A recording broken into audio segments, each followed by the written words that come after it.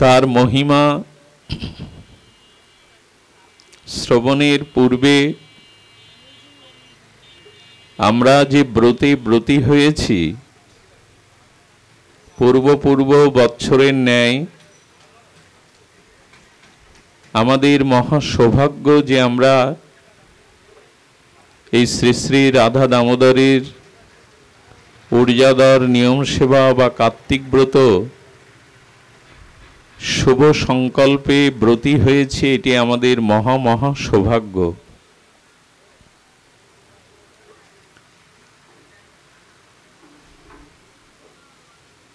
আমাদের শাস্ত্র এই ব্রত সম্পর্কে যেটি বলেছেন, অব্রতেন ক্ষিপদ্যস্তু যথা দামোদরং মাসং প্রিয়ং তির্যকজনে মামপ্রান্তি সর্বধর্ম বহিষ্কৃত হ। শাস্ত্র বলেন,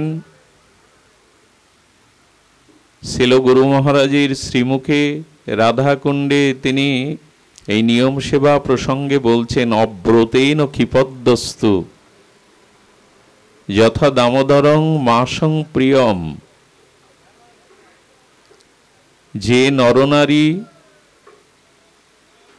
এই দামোদর ব্রত সম্মুখে সৌভাগ্যক্রমে মহাসৌভাগ্যক্রমে প্রাপ্ত হয়েও যিনি এই নিয়ম সেবা মাস ঊর্জাদর মাস বিনা ব্রতে বিনা নিয়মে বিনা ভজনে অতিবাহিত করলেন, সেখানে ঘোর প্রত্যাব্যয় শাস্ত্রে উল্লেখ করছেন। যিনি এই মাসে বিনা ব্রতে বিনা ভজনে বিনা নিয়মে অতিবাহিত করলেন, তার জন্য ঘোর প্রত্যাব্যয় তির্যক যোনি, অর্থাৎ আগামী জন্মে ভগবান তাকে কোনো ইতর জনিতে কোনো বৃক্ষলতা বা কোনো হীন জনিতে তাকে জন্ম দিবেন, তির্যক যোনি। এবং আরো ঘোর প্রত্যাব্যয় বলেছেন, তিনি সর্বধর্ম হতে বহিষ্কৃত হবেন।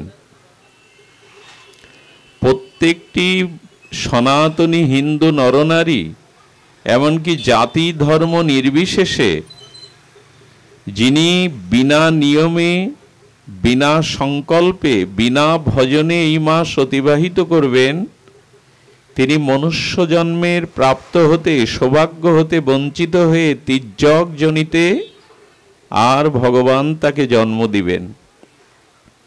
এবং তিনি সর্বধর্ম বহিষ্কৃত হওয়া, সমস্ত ধর্ম হতে মঙ্গল হতে বহিষ্কৃত হবেন। এই জন্য বলছেন, এই মাসটি বিনা নিয়মে বিনা ভজনে আমাদের অতিবাহিত করা উচিত নয়।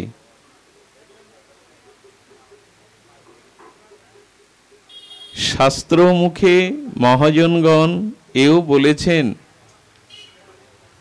যথা দামোদর ভক্তবৎসল বিদিত জনা তাস্যাহং তাদিশং মাসং স্বল্পমা পুরকারক। ধ্যান দিয়ে শুনুন। বলছেন যে শ্রী শ্রী রাধা দামোদরের ভক্ত বৎসল্য কে না জানে, এটা জগৎ বিদিত।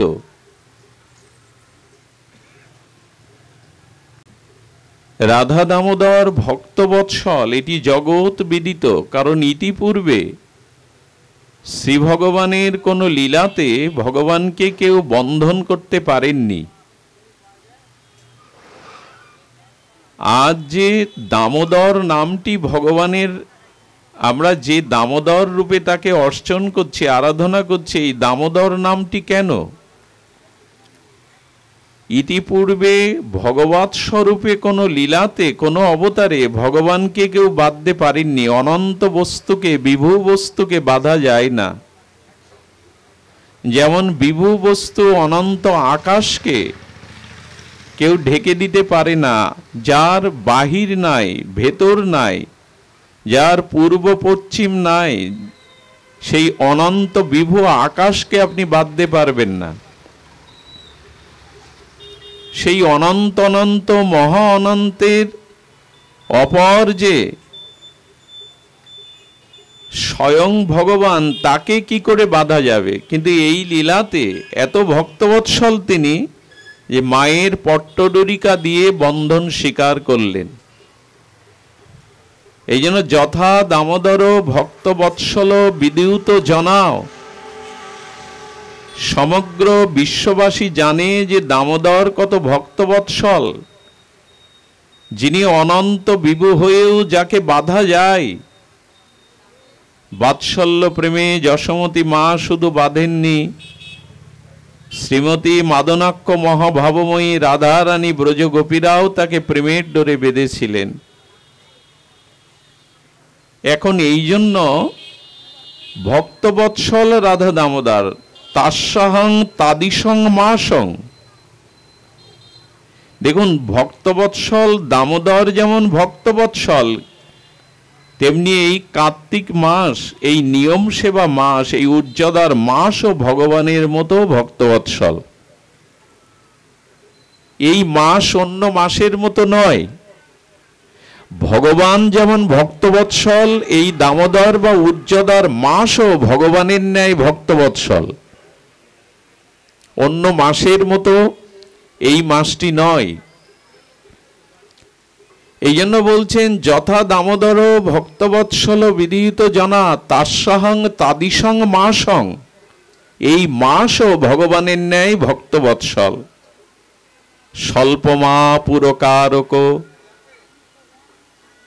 এই নিয়ম সেবা মাসে যিনি স্বল্প পরিমাণ রাধা দামোদরের প্রীতির উদ্দেশ্য সম্পাদনের জন্য সামান্য ভজন করবেন নিয়মপূর্বক, স্বল্পমা পুরকারকে, স্বল্প মাত্রও যদি তিনি ভজন করেন, তিনি রাধা দামোদরের কৃপা বা প্রেম ভক্তি পেয়ে মনুষ্য জীবন ধন্য হয়ে যাবেন, যদি স্বল্প পরিমাণও কেউ ব্রত করেন। স্বল্পমা পুরকারক, এই ব্রতে যদি যথাযথ নিয়মাবলী, আপনি যদি যথাযথ নিয়ম, যথাযথ ব্রতের নিয়মাবলী পরিপূর্ণ সম্পূর্ণ রূপে আর আপনি পালন না করতেও পারেন, স্বল্পমাত্র পালনে আপনি রাধা দামোদরের প্রেম ভক্তি কৃপা পেয়ে যাবেন।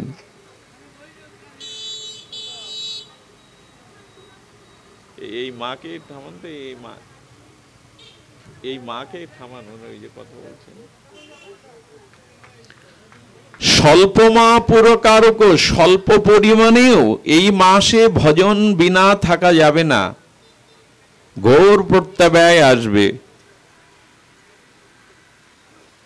স্বল্প বলতে এখানে বলা হয়েছে যদি যথাযথ শাস্ত্রীয় পরিপূর্ণ ভজন নিয়ম আপনি রক্ষা করতে না পারেন, তাহলে অন্তত 3 থেকে 4টি নিয়ম স্বল্প পরিমাণেও আপনি পালন করুন। সেই স্বল্প নিয়মের মধ্যে এই মাসটা আহার একটু সংকুচিত করতে হবে। অর্থাৎ আমার যে আহারটি, সেই আহার খাদ্য গ্রহণটা একটু সংকুচিত করতে হবে। স্বল্প পরিমাণে আহার না করলে ইন্দ্রিয় সংযত থাকে না, দেহে অলসতা আসে, ভজনে বিঘ্ন ঘটে। এই জন্য স্বল্প পরিমাণ আহার, বিশেষ করে এই মাসে আমিষাহার বর্জন অবশ্যই কর্তব্য।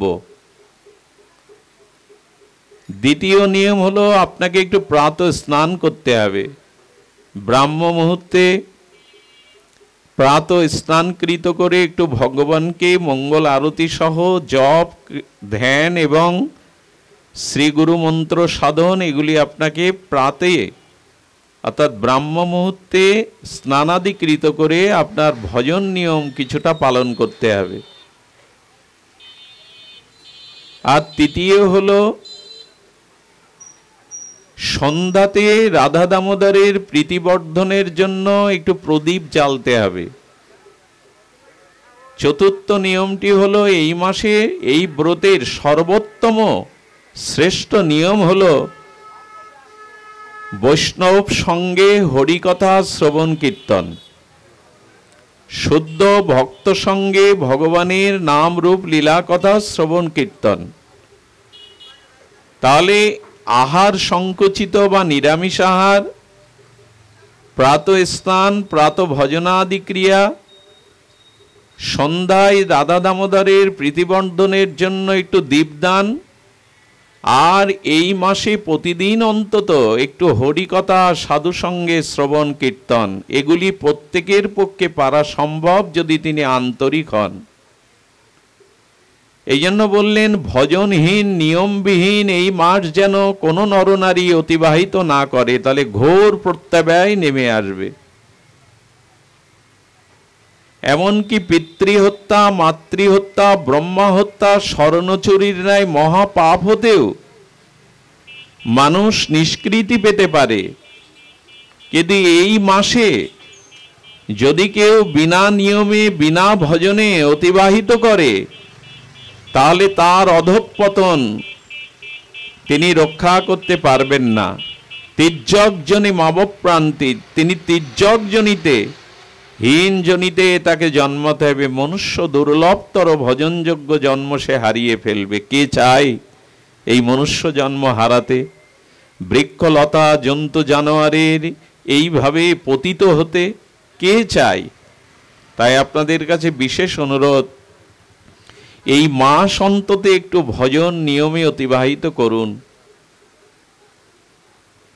এই মাস অন্তত একটু রাধা দামোদরের প্রীতির উদ্দেশ্যে সামান্য হলেও আর সংক্ষিপ্ত হলেও ভজনে এই মাস অতিবাহিত করুন। সুধীবৃন্দ, ভজন বিনা এই মাস অতিবাহিত করলে আমরা যেটি জানলাম ঘোর প্রত্যাব্যয়। দেখুন, এই মাস বন্ধন মুক্তির মাস।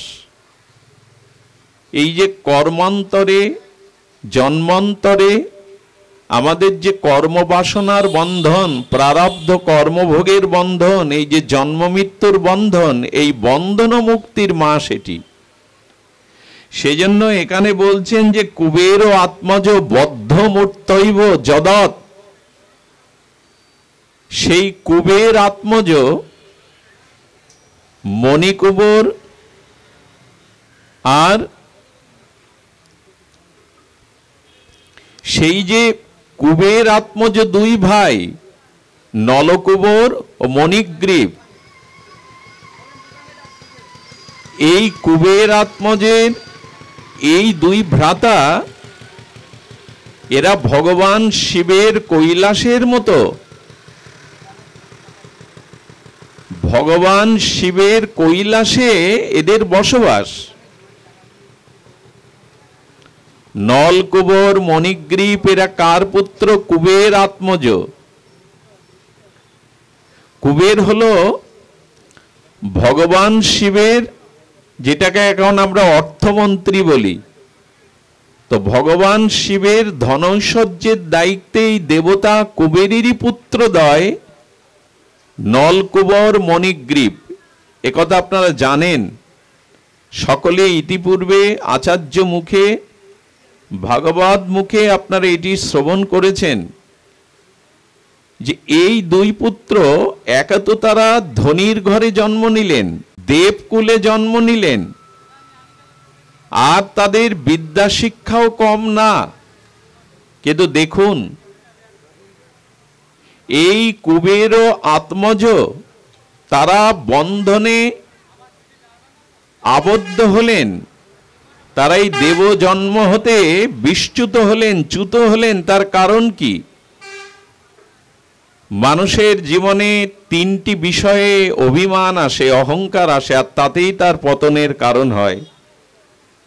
একটি হলো উচ্চ কুলে যদি কেউ জন্মায় তার কুলের গৌরব থাকে,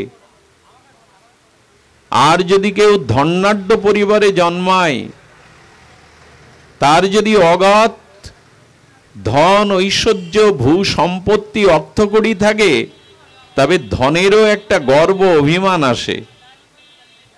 আর যারা অতি বিদ্বান, উচ্চ উচ্চ শিক্ষা যারা লাভ করেছে, এই বিদ্যা, উচ্চকুল আর ধন, এই তিনটি জিনিসের গর্ভে মানুষের অহংকার এবং তার দ্বারা পতন আসে। বেশিরভাগ তাই দেখা যায়। যদি উচ্চকুলে জন্মগ্রহণ করে ধনসম্পত্তির, বহু ধনসম্পত্তির অধিকারী হয়ে আর বহু বিদ্যা অর্জন করেও যদি আর ধর্মে মতি না থাকে, যদি সাধুসঙ্গ ভগবত ভজন না থাকে, তাহলে এই তিনটি জিনিসই তার পতনের কারণ হয়ে দাঁড়ায়। এই তিনটি জিনিস পরম সৌভাগ্যে প্রাপ্ত হওয়া যায়। এই তিনটি সোপান সিঁড়ি দ্বারা আপনি বহু উচ্চে উঠতে পারেন, আপনার মুক্তির পথ রচনা করতে পারেন। আবার এই তিনটি সোপান দ্বারা আপনার পতন হতে পারে। তারই একটা উজ্জ্বল দৃষ্টান্ত এই কুবের ও আত্মজ নলকুবর মণিগ্রীবের এই চরিত্র। আগেই বলেছি, বিদ্যা, ধন এবং কুল এর একটা মদমত্ততা আছে। মদ পান করলে যেমন একটা মত্ততা আসে, তেমন এই তিনটি জিনিসের যদি ভগবত চরণে অর্পিত না হয়, বিশুদ্ধ জ্ঞান না থাকে, মহৎ কৃপা না পান, তাহলে এই তিনটি জিনিসের মদমত্ততা আসে, একটা মত্ততা আসে, তাতে অভিমান, অহংকার এসে দেখা দেয়। অপরাধ নেবেন না। দেখুন, কামিনীর কাম এটা চরিতার্থ করার পরে স্তিমিত হয়ে যায়। আর শাস্ত্র বলছেন যে মানুষের এই কাম বা দেহ ভোগবাসনা এটা স্তিমিত হতে পারে, কিন্তু ধনের যে গৌরব, অর্থের যে গৌরব, এটি মানুষকে, যেমন কেউ সুরাপান করে, মদ পান করে, তো সুরাপানকারীর ব্যক্তির যদি লিভার পচে যায়, নষ্ট হয়ে যায়, তখন আর তিনি নেশা করতে পারেন না। আর নেশা করলেও নেশাটা ছুটে যায়। যারা মদ পান করে তাদের 24 ঘন্টা নেশা থাকে না। আর কামিনীর প্রতি যার কাম প্রভাব আছে, সেটাও ভোগের পর স্তিমিত হয়ে যায়। কিন্তু ওই দুটো আবার পুনরায় ডেকে আনে কারো যদি ধনসম্পত্তি বেশি থাকে, আর তিনি যদি ভক্ত না হন, ধার্মিক না হন, ওই অধিক অর্থই তাকে ওই দুটো পথে আবার টেনে নিয়ে যায়। এই জন্য কামিনীর কাম বা সুরাপান একসময় স্তিমিত হয়ে পড়ে, কিন্তু ভক্তিহীন, ধর্মহীন, ভজনহীন ধনী, তার এই ধনের ধনাঢ্য গৌরব এটি নষ্ট হয় না, এই তাকে আবার টেনে নিয়ে যায়। কতগুলি খুব প্রাসঙ্গিক বর্তমান সময়ে। এই জন্য ধনের মদমত্ততা, ঐশ্বর্যের মদমত্ততা এমন একটি জিনিস, এটি মানুষকে পতন না ঘটিয়ে ছাড়ে না। আপনি রাজা রাজা হন, সম্রাট হন, শ্রেষ্ঠ ধনী হন, তাতে আপত্তি নেই। দীন ও দাতা হন, ধর্মপরায়ণ হন, অর্থকে যথাযথ সৎ কাজে, মঙ্গল কাজে, জগৎহিতার্থে ব্যয় করুন, তাতে ক্ষতি নেই। কিন্তু ধর্ম এবং জগতের মঙ্গল কাজে অর্থ ব্যয় না করে যদি আপনি ধনগর্বে, ধনমদে মত্ততা আনেন, তাহলে একদিন এই ধন আপনাকে কিভাবে পতন ঘটায় তার জলজান্ত দৃষ্টান্ত এই কুবের ও আত্মজ। তারা ধনীর ঘরে জন্মালেন, কুবেরের সন্তান, দেবতা কুলে জন্ম, আর তাদের বিদ্যা শিক্ষাও আছে, কিন্তু সৎসঙ্গ না পাওয়ায় কৈলাসের মতো এমন মহাতীর্থে, যেখানে ভগবান শঙ্কর, মাতা পার্বতীর আলয়, সেই পূত পবিত্র, আর কৈলাসে তারা দিবাভাগে এই মদমত্ত হয়ে কি করেছেন, সুরা পান করে, মদিরা পান করে, মদে মদমত্ত হয়ে, আর রমণীকে নিয়ে তারা কৈলাসের সরোবরে দিবাভাগে বিবস্ত্র উলঙ্গ হয়ে তারা জলকেলি করছেন, কামনা বাসনা চরিতার্থ করছেন। ভাবা যায়, দেবতার পুত্র, তারপরে কৈলাসে বাস করে তাদের এই পরিণতি। মানব সমাজের দিকে অঙ্গুলি নির্দেশ করে ভাগবত বলছেন, এই দেখো, অর্থ উচ্চকুলে জন্ম, আর বিদ্যা থাকলেও যদি সাধুসঙ্গ না থাকে, ভজন না থাকে, মহৎ কৃপা, মহৎ সঙ্গ, মহৎ কৃপার যদি প্রাপ্ত না হও, তার পরিণাম দেখে নাও। আজ তারা এমনি করে পতিত হয়েছে, জলকেলি করছে দিবা ভাগে আর এই কৈলাসের মতো সরোবরে। সুধীবৃন্দ, মহৎ কৃপা ছাড়া যে ভক্তি প্রাপ্তি হবে না, মহৎ কৃপা ছাড়া কোনো কাজে যে মঙ্গল হবে না, তার দৃষ্টান্ত ভক্তি কল্পতরু দেবর্ষিবাদ নারদ। তিনি বিনা যন্ত্রে শ্রীগোবিন্দের রাধা দামোদরের লীলা স্মরণ করতে করতে, মধুময় গুণকীর্তন করতে করতে চলেছেন। সাধুগণ কেন পরের দুয়ারে যান? মহৎগণের স্বভাব কেন জীবের দুয়ারে যাওয়া? কারণ তাদের একটি ব্রত, একটি সংকল্প, জগৎজীবকে কৃষ্ণ অভিমুখী করবার জন্য, ভজন ভক্তিমুখী করবার জন্য। নিজের কার্য নাই, তবু তারা পরের ঘরে ঘুরে বেড়ান, পরের ঘরে ঘুরে বেড়ান। মহন্তের স্বভাব এটি। দেবর্ষিবাদ নারদ এমনি করে।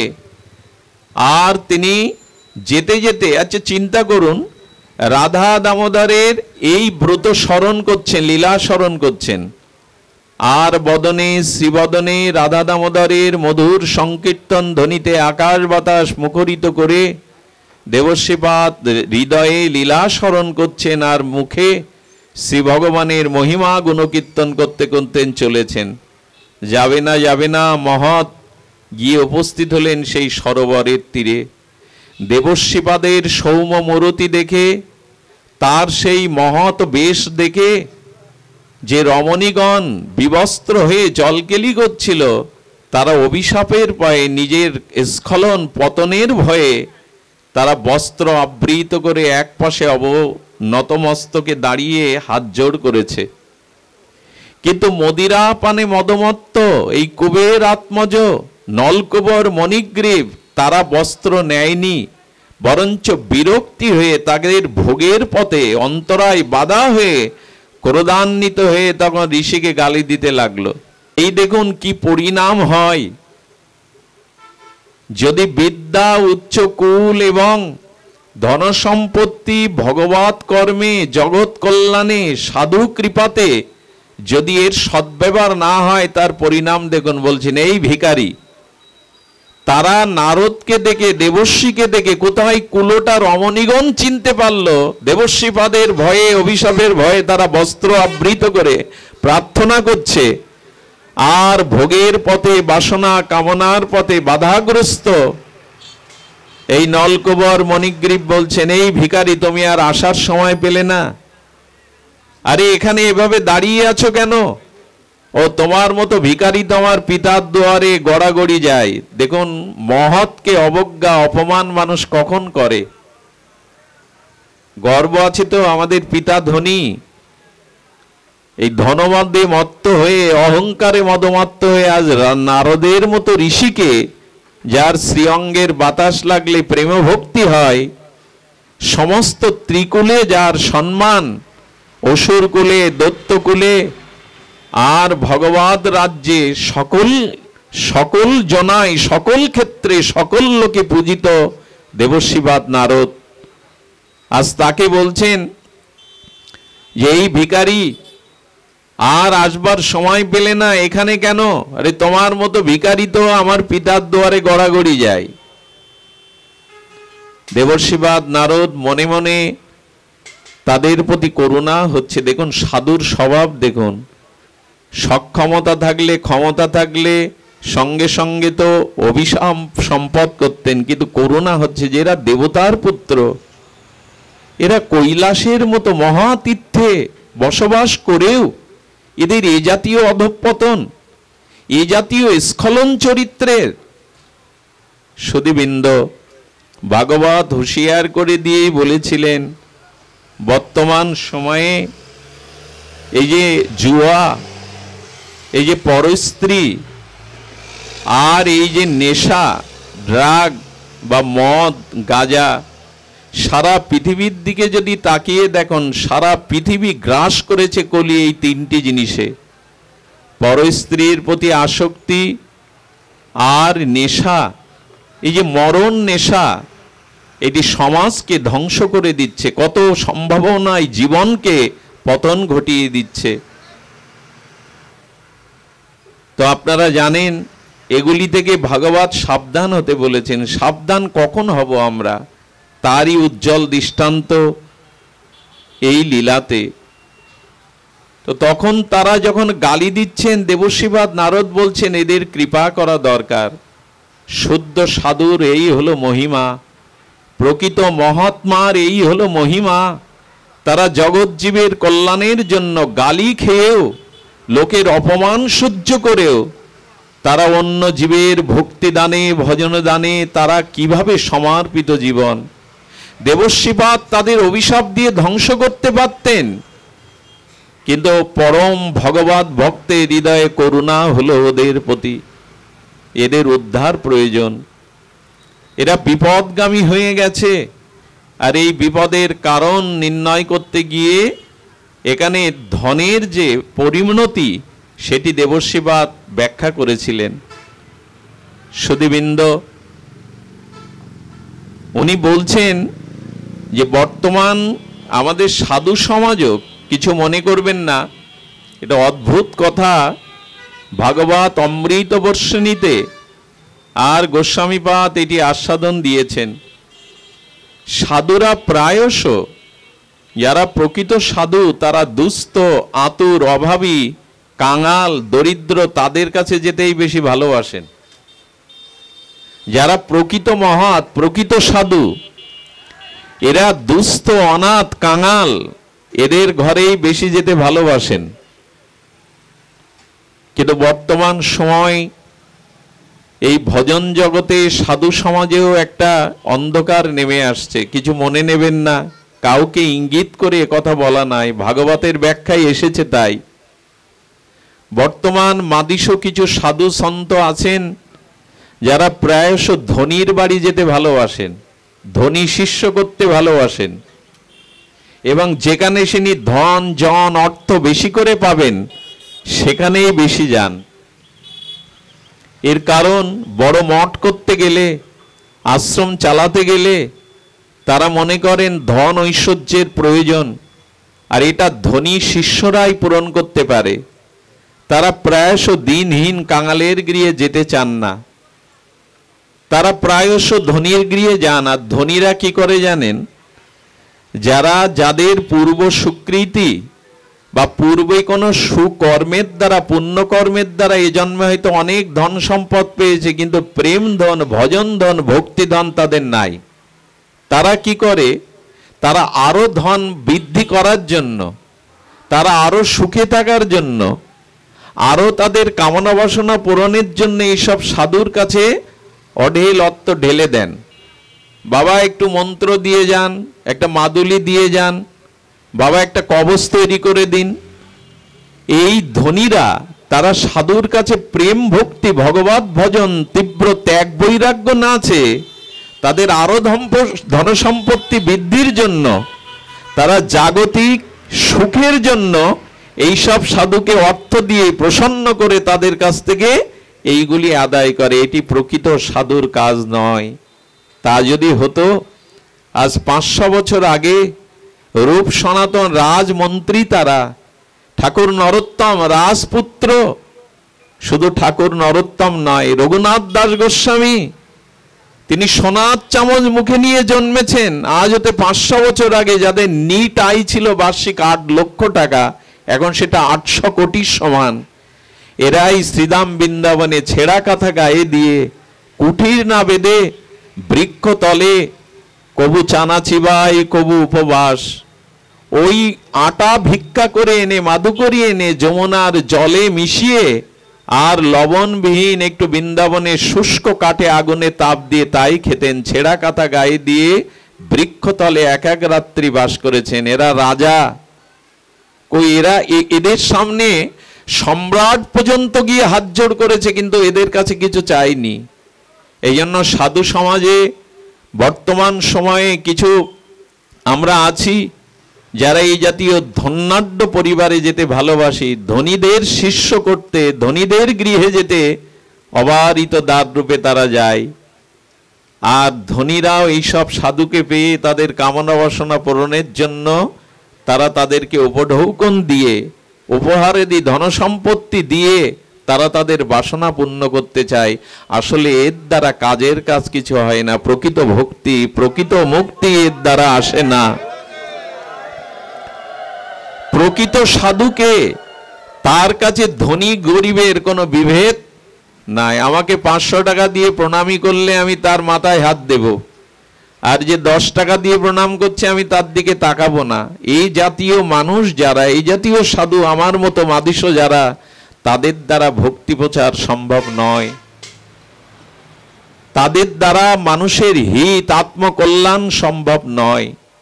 সুধীবৃন্দ, আরে গৃহই যদি ছেড়ে দিলাম, যদি গৃহই ছাড়লাম ত্যাগ বৈরাগ্য ভগবানকে পাওয়ার জন্য, তাহলে 3 তলায় এয়ার কন্ডিশন ফ্রিজ না হলে আমি থাকতে পারবো না, এসি রুমে ছাড়া থাকতে পারবো না। এটা আমাদের গৌড়ীয় ভজনের অন্তরায়। পূর্ব মহাজনদের দিকে তাকিয়ে দেখুন, নবদ্বীপবাসী মহাজন, বৃন্দাবনবাসী পূর্বের মহাজনদের দিকে তাকিয়ে কি কঠোর অনুশীলন ছিল তাদের জীবন। বলতে হয় মোদীয় ছিল গুরু মহারাজ 97টা বছর ধরে নিয়মের প্রত্যাবয় করেননি। রাত 2টোর সময় উঠতেন, রাত 2টোর সময় উঠে প্রাতঃ স্নান ক্রিয়া সেরে আর তিনি মন্ত্রাদি সাধন করতেন। প্রভাতে মঙ্গলারতি দর্শন করে রাধাকুণ্ডে 2 বার পরিক্রমা করতেন। রাধাকুণ্ডে পরিক্রমা করে এসে কিছু গ্রন্থাদি দেখতেন। এই নাম চলতে থাকতো, লক্ষ্য নাম না করে তিনি কিছু পেতেন না। এই গ্রন্থাদি দেখতে দেখতে অর্চনের সময় এসে যেত। সারাটি জীবন নিজে হাতে প্রায় 1-1.5 ঘন্টা অর্চন করতেন। এই অর্চনের পর একটু বালভোগ সামান্য পেয়ে আবার তিনি গ্রন্থ অধ্যয়নে বসতেন। দুপুরবেলা শ্রী ভগবানের ভোগ আরতি প্রসাদ আদি পেয়ে বৈকালিক 2টার সময় তখন রাধাকুণ্ডে পাঠ হতো, আবার 4টায় পাঠ হতো, আবার সন্ধ্যাবেলায় মীরা রঞ্জন ধর্মশালায় পাঠ হতো। এইভাবে আবার 2টো পরিক্রমা করতেন। পরিক্রমা করে রাত 9টায় এসে একটু প্রসাদ পেয়ে বিশ্রাম নিয়ে আবার রাত 2টোয় উঠে ভজন করতেন। 97 বছরে তার জীবনের এই হলো অস্খলিত নিষ্ঠার ভজন। এটা বলতেও লজ্জা হয়। তাদের চরণাশ্রিত হয়ে আমি, আমার মতো মাদিসজীব এখন কি করছে। প্রাতঃস্মরণীয় ছিল মুরারিমোহন দাস বাবাজি মহারাজ। তাদের জীবন দর্শন, তাদের ত্যাগ বৈরাগ্য দেখলে কত বড় বড় ঘরের সন্তান, তারা তাদের জীবন কাটিয়েছেন ত্যাগ বৈরাগ্য ভজন উৎকণ্ঠা ব্যাকুলতা দিয়ে।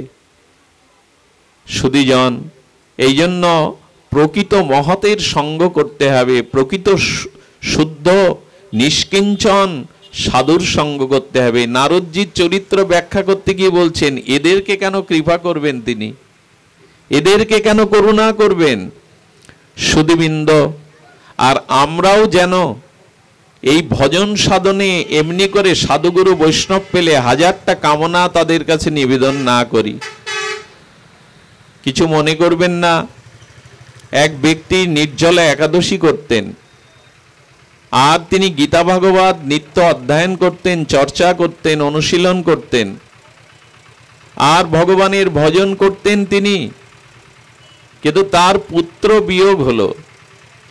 তার পুত্র যখন মারা গেল, তিনি অভিমানে গীতা ভাগবত নদীতে ভাসিয়ে দিলেন, আর ভজন সাধন পরিত্যাগ করলেন ভগবানের প্রতি অভিমানে। শিল গুরু মহারাজের কাছে যাওয়ার পরে ওনারই শ্রীপাদ পদ্ম শ্রী গুরু মহারাজের চরণে যাওয়ার পরে বললেন, আচ্ছা তুমি যে গীতা ভাগবত নদীর জলে ভাসিয়ে দিলে, গীতা ভাগবতের কোথাও লেখা কি আছে? গীতা ভাগবতে কোথাও কি লেখা আছে যে ধর্ম করলে, ভজন করলে, নির্জলা একাদশী করলে, নিত্য পাঠ কীর্তন করলে জরা ব্যাধি মৃত্যু অভাব অনটন রোগ শোক হবে না? আপনি একটু লক্ষ্য করুন, কখনো কেহ ভাগবত ভজন করবেন না এইগুলি পাওয়ার আশা করে। দেখুন, ভাগবতে কোথাও নাই, গীতাতে কোথাও নাই যে আপনি নির্জলা একাদশী ব্রত করলে, ভজন করলে, শাস্ত্র অধ্যয়ন করলে আপনার বিপদ হবে না। মৃত্যু তো আমরা সাথে নিয়েই জন্মেছি। কেউ কেউ বলেন অমুকের মৃত্যু ঘনিয়ে আসছে। মৃত্যু কি কোথা থেকে আসে? মৃত্যু কোথা থেকে আসে না, মৃত্যু আমার কাছেই থাকে। যেদিন জন্মেছি ওই দিন আমার সাথেই মৃত্যু আছে, মৃত্যু অন্য কোথা থেকে আসে না। এই জন্য মৃত্যু তো সাথে নিয়ে জন্মেছি, জরা ব্যাধি আমরা সাথে নিয়েই জন্মেছি। এই জন্য কোনো কামনা নিয়ে ভগবানের ভজন করবেন না। একটা কথা বলি, নাস্তিক বরঞ্চ ভালো, যারা ঈশ্বর বিশ্বাস করে না। খুব ধ্যান দিয়ে শুনুন, যারা নাস্তিক, ঈশ্বর মানে না, তারা বরঞ্চ ভালো। কোনো ঘটনায় যদি তাদের ঈশ্বরের প্রতি বিশ্বাস আসে, তখন সেই বিশ্বাসটা খুব সুদৃঢ় হয়। তারা আর ঈশ্বরকে পরিত্যাগ করে না, যেমন রত্নাকর বাল্মীকি হয়ে গেল। কিন্তু যারা কামনা বাসনা নিয়ে ভগবানের ভজন করে, ওই কামনা পূর্ণ না হলেই তারা বলে অনেক ভজন করে দেখেছি, অনেক গ্রন্থ পড়ে দেখেছি, কিছুই কাজের কাজ হয় না। ভগবান আমার ছেলেটাকে চাকরি দেয়নি, আমার মেয়েটা ভালো পাত্রে পড়েনি, আমার কামনা বাসনা পূর্ণ হয়নি। বরঞ্চ ধীরে ধীরে তাদের ঈশ্বরের অস্তিত্ব, বিশ্বাস, শ্রদ্ধা কমে যায়।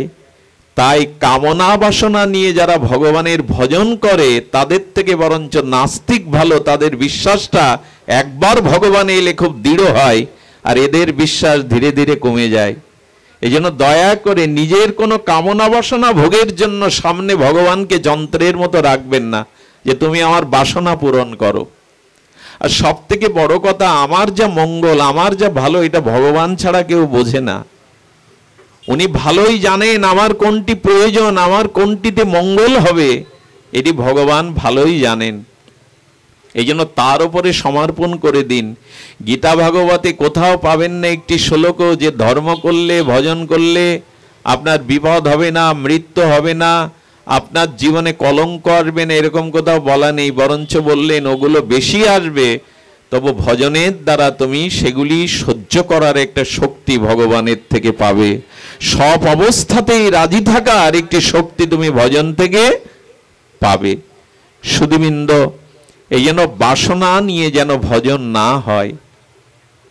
মহাপ্রভু আমাদের প্রেম ধর্মের মন্ত্রে বলেছেন, ন ধনং ন জনং ন সুন্দরীং ন কবিতাং জগদীশ বা কাময়ে। আমরা যেন এইসব কামনা বাসনা নিয়ে তাকে ভজন না করি। শুধু ভক্তবৃন্দ, রাধা দামোদরের এই যে কুবের ও আত্মজ বদ্ধমর্তৈব যদৎ, এই যে দুইজনের বন্ধনের মূল কারণ সম্পর্কে এখানে বলা হলো। তাই যার ধন আছে, যার বিদ্যা আছে, যার উচ্চকুলে জন্ম আছে, মহতের কৃপা আর সাধুসঙ্গের দ্বারা এগুলো সদ্ব্যবহার করুন।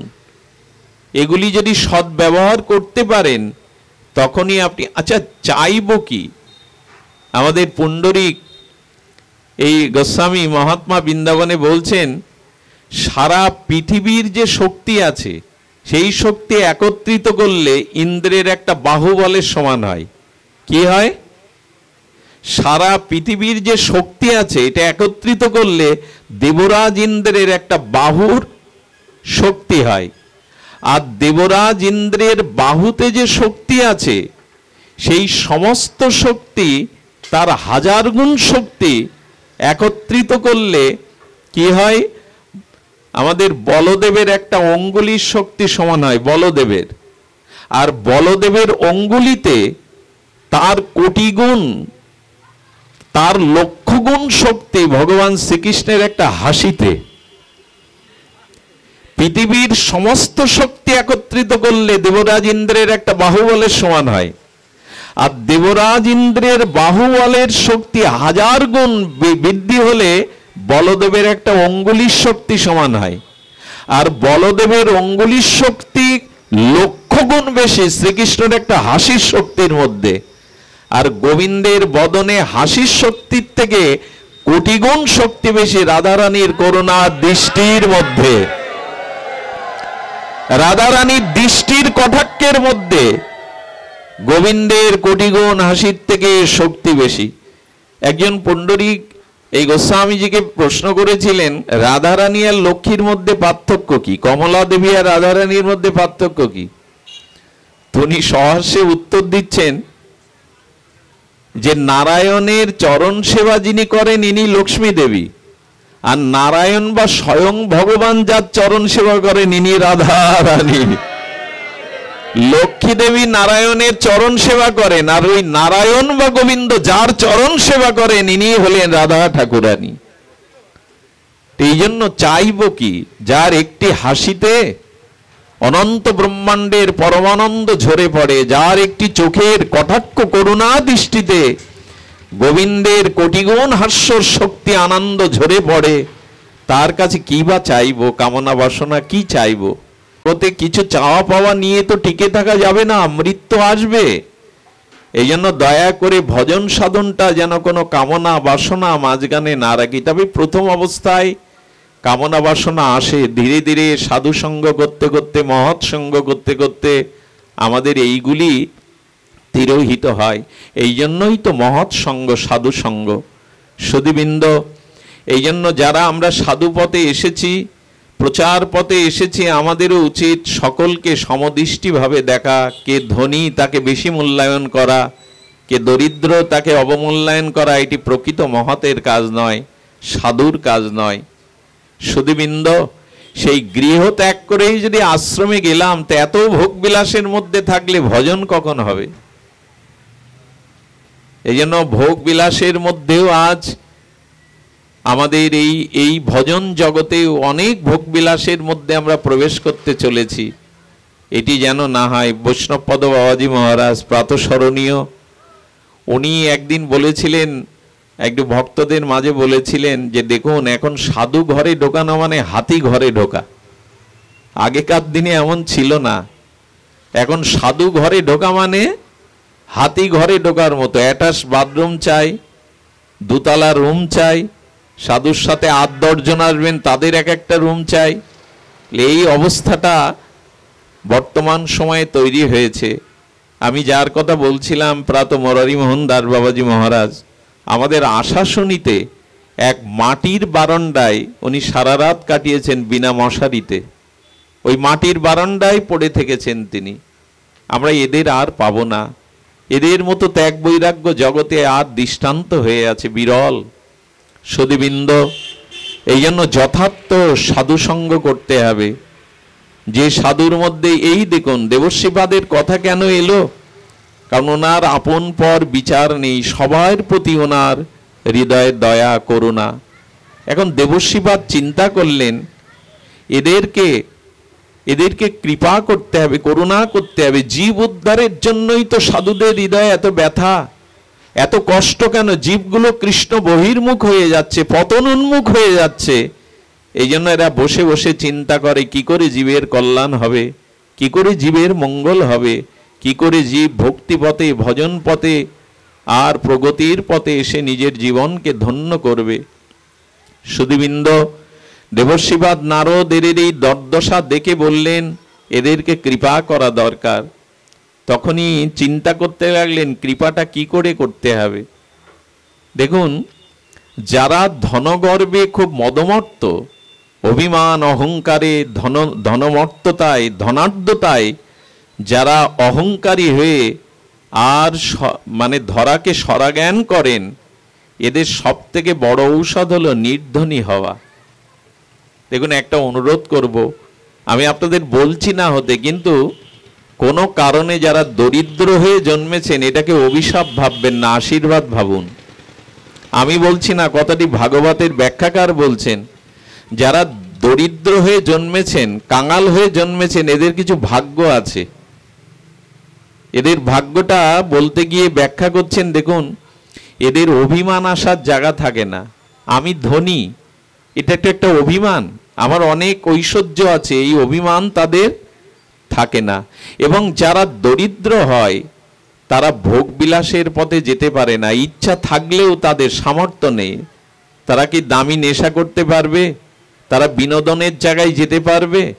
ওই ঘরে বসে বসেই আর তারা এই দারিদ্র্যের কষাঘাতে তারা ভালো ভালো তাদের খেতেও পারে না, ভালো পোশাক পরতে পারে না, এবং এই যে সুরা, এই যে নেশা, এই যে মানে ভোগ বিলাসের দিকে দৃষ্টি যাওয়া, কারা যায়, কারা মদিরা পান করে, কারা জুয়া খেলে? যাদের ধন আছে, ক্ষমতা আছে। দরিদ্রতা একরকম অভিশাপ নয়, মনের দারিদ্রতাই হলো অভিশাপ। আমি কর্মফলে যদি দরিদ্র হই, কুড়ে ঘরেও বাস করি, তবু মনের দারিদ্রতা যেন না থাকে। যেন ভগবানকে ডেকে বলি, বিদুর তো মন্ত্রী ছিল, কৌরবদের মন্ত্রী ছিল বিদুর। আর মন্ত্রীর ঘর কি হয়? মন্ত্রীর ঘরে ঐশ্বর্য থাকে, সম্পদ থাকে, সম্মান থাকে।